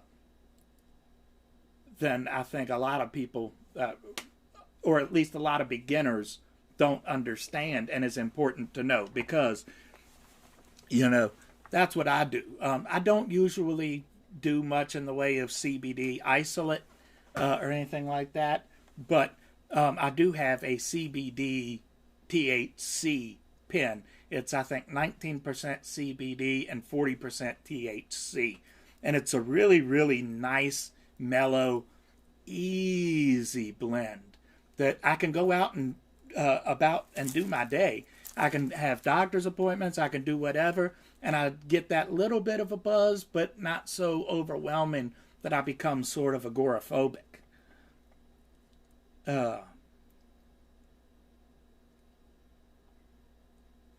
Right.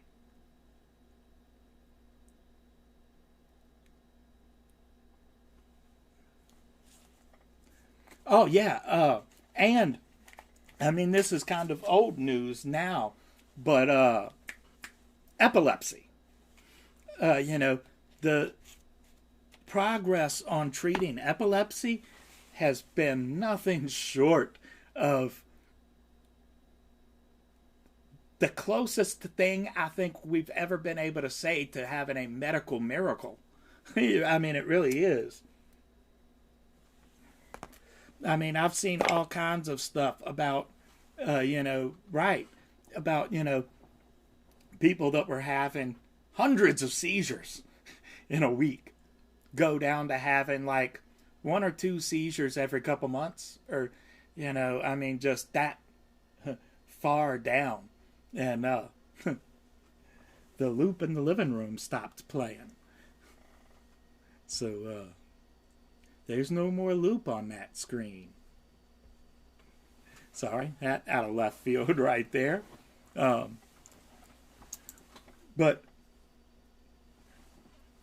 you know, I've said this before, you know, that it's really interesting watching the medical or the commercialization portion of the medical thing the past 100 years or so, because we went for thousands and thousands of years to treating things with cannabis. You know, we treated things with cannabis for thousands of years. And then somewhere just before the time that we started trying to ban cannabis, you know, was the snake oil salesman and the miracle cures and, you know, all of this. And it was cannabis the entire time. The miracle drug they were all looking for was in cannabis the entire time. Right. Honestly, they just, they just need to flat out deschedule it, legalize it across the board, not just in the United States, across the world. Medicine is medicine.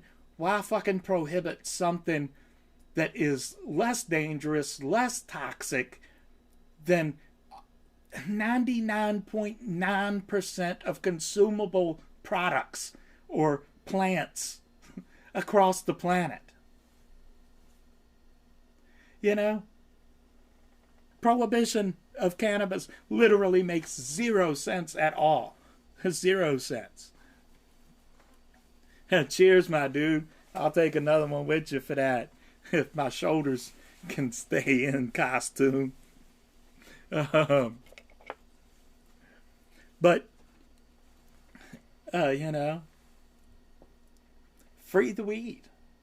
The weed deserves to be free. It's like that old proverb, you know.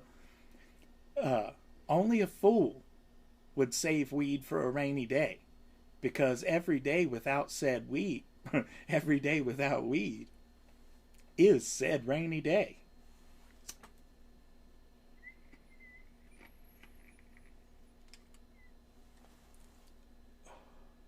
Yeah. Credit to Jason Mewes. He's the one who said that. All right, I'm going to save that for a sign off because that's probably going to kill it, that last hit in there. But, oh,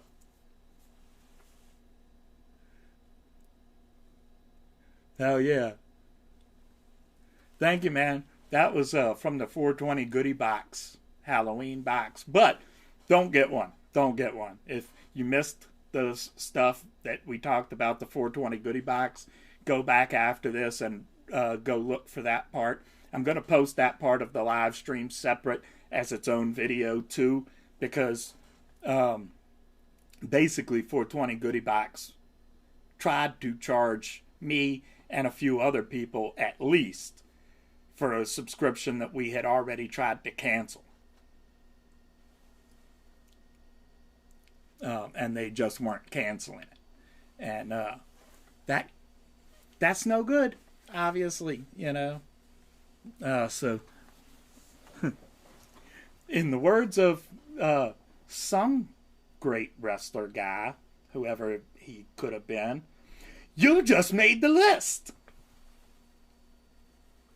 The list of Teratol or Geritol, something like that.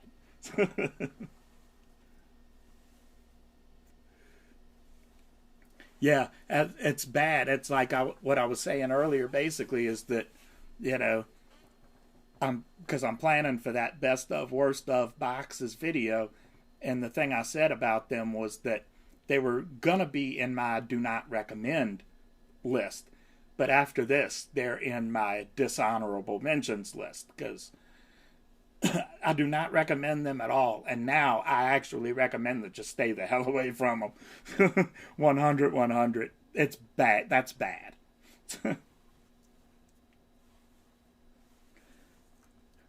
That's almost as bad as, you know, selling used mattresses out of them storage sheds. It's almost that bad. Or selling motherfucking portobello mushrooms.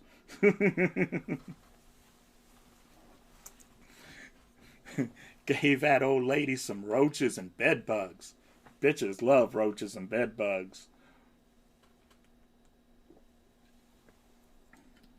Or old ladies love bed bugs, roaches, and mold.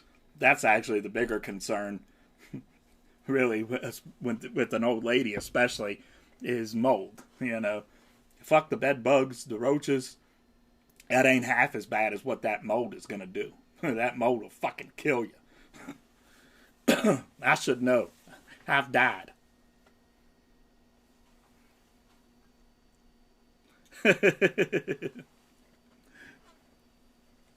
Like I don't know how I'm gonna do anything for certain yet, but I'm kind of thinking that I might like unbox a few things that are actually still in boxes, like a few figures or something like that, maybe. I don't know, because like a lot of the stuff that I've kept in the boxes, mainly just because there were small pieces that I didn't want to lose. But on the other hand, I'm kind of like, fuck it too, because, you know, I could just put the little pieces in a sandwich bag and keep it in the product box. And then put the figure on the shelf or something, you know. But, or I could just open it up for a video and then put it back in the box too, I suppose. But, god damn it. There's been a bunch, as you've seen, though, that I just had to take out of the box. Obviously, like this, like my, well, I guess you can't really see it right there, but my Annabelle. Well, let's see if let's see if the remote is going to work today. Forgive me if this goes wrong. Oh, that's the wrong way. Yeah, okay, now you can see her. My Annabelle. She lives. Obey. Da-da-da-da-da-da-da. All right, come back down now, see? This, oh, I'm pointing it the wrong way. This remote control, no, do not get my belly in a shot. This remote control is very temperamental.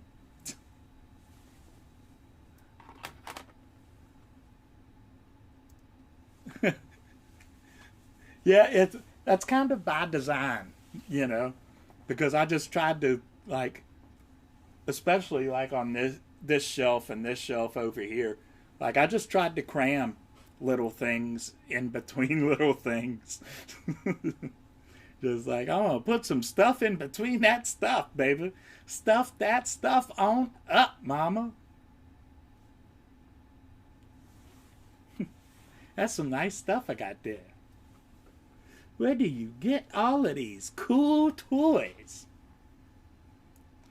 From stores,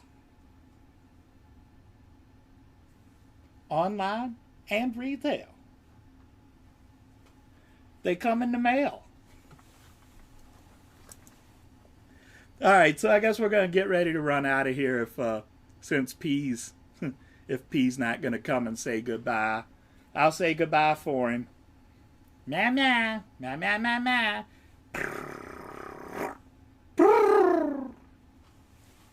Or whatever P said.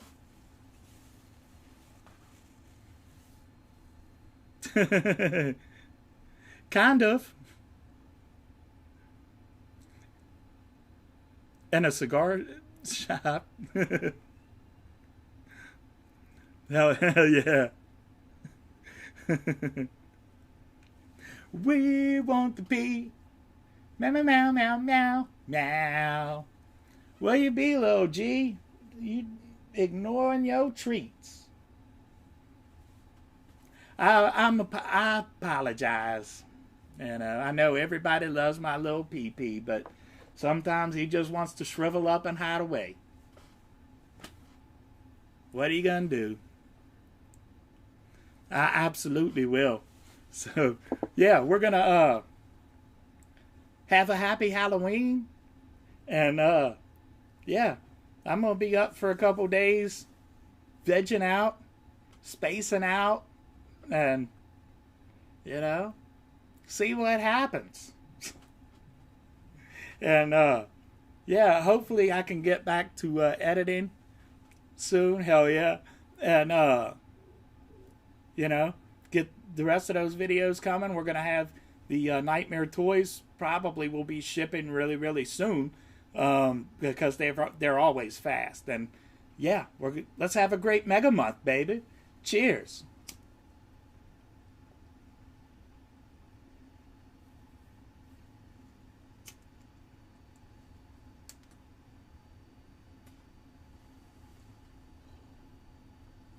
I had backed it down a little bit too tight. So, happy Halloween, my dudes. Bye.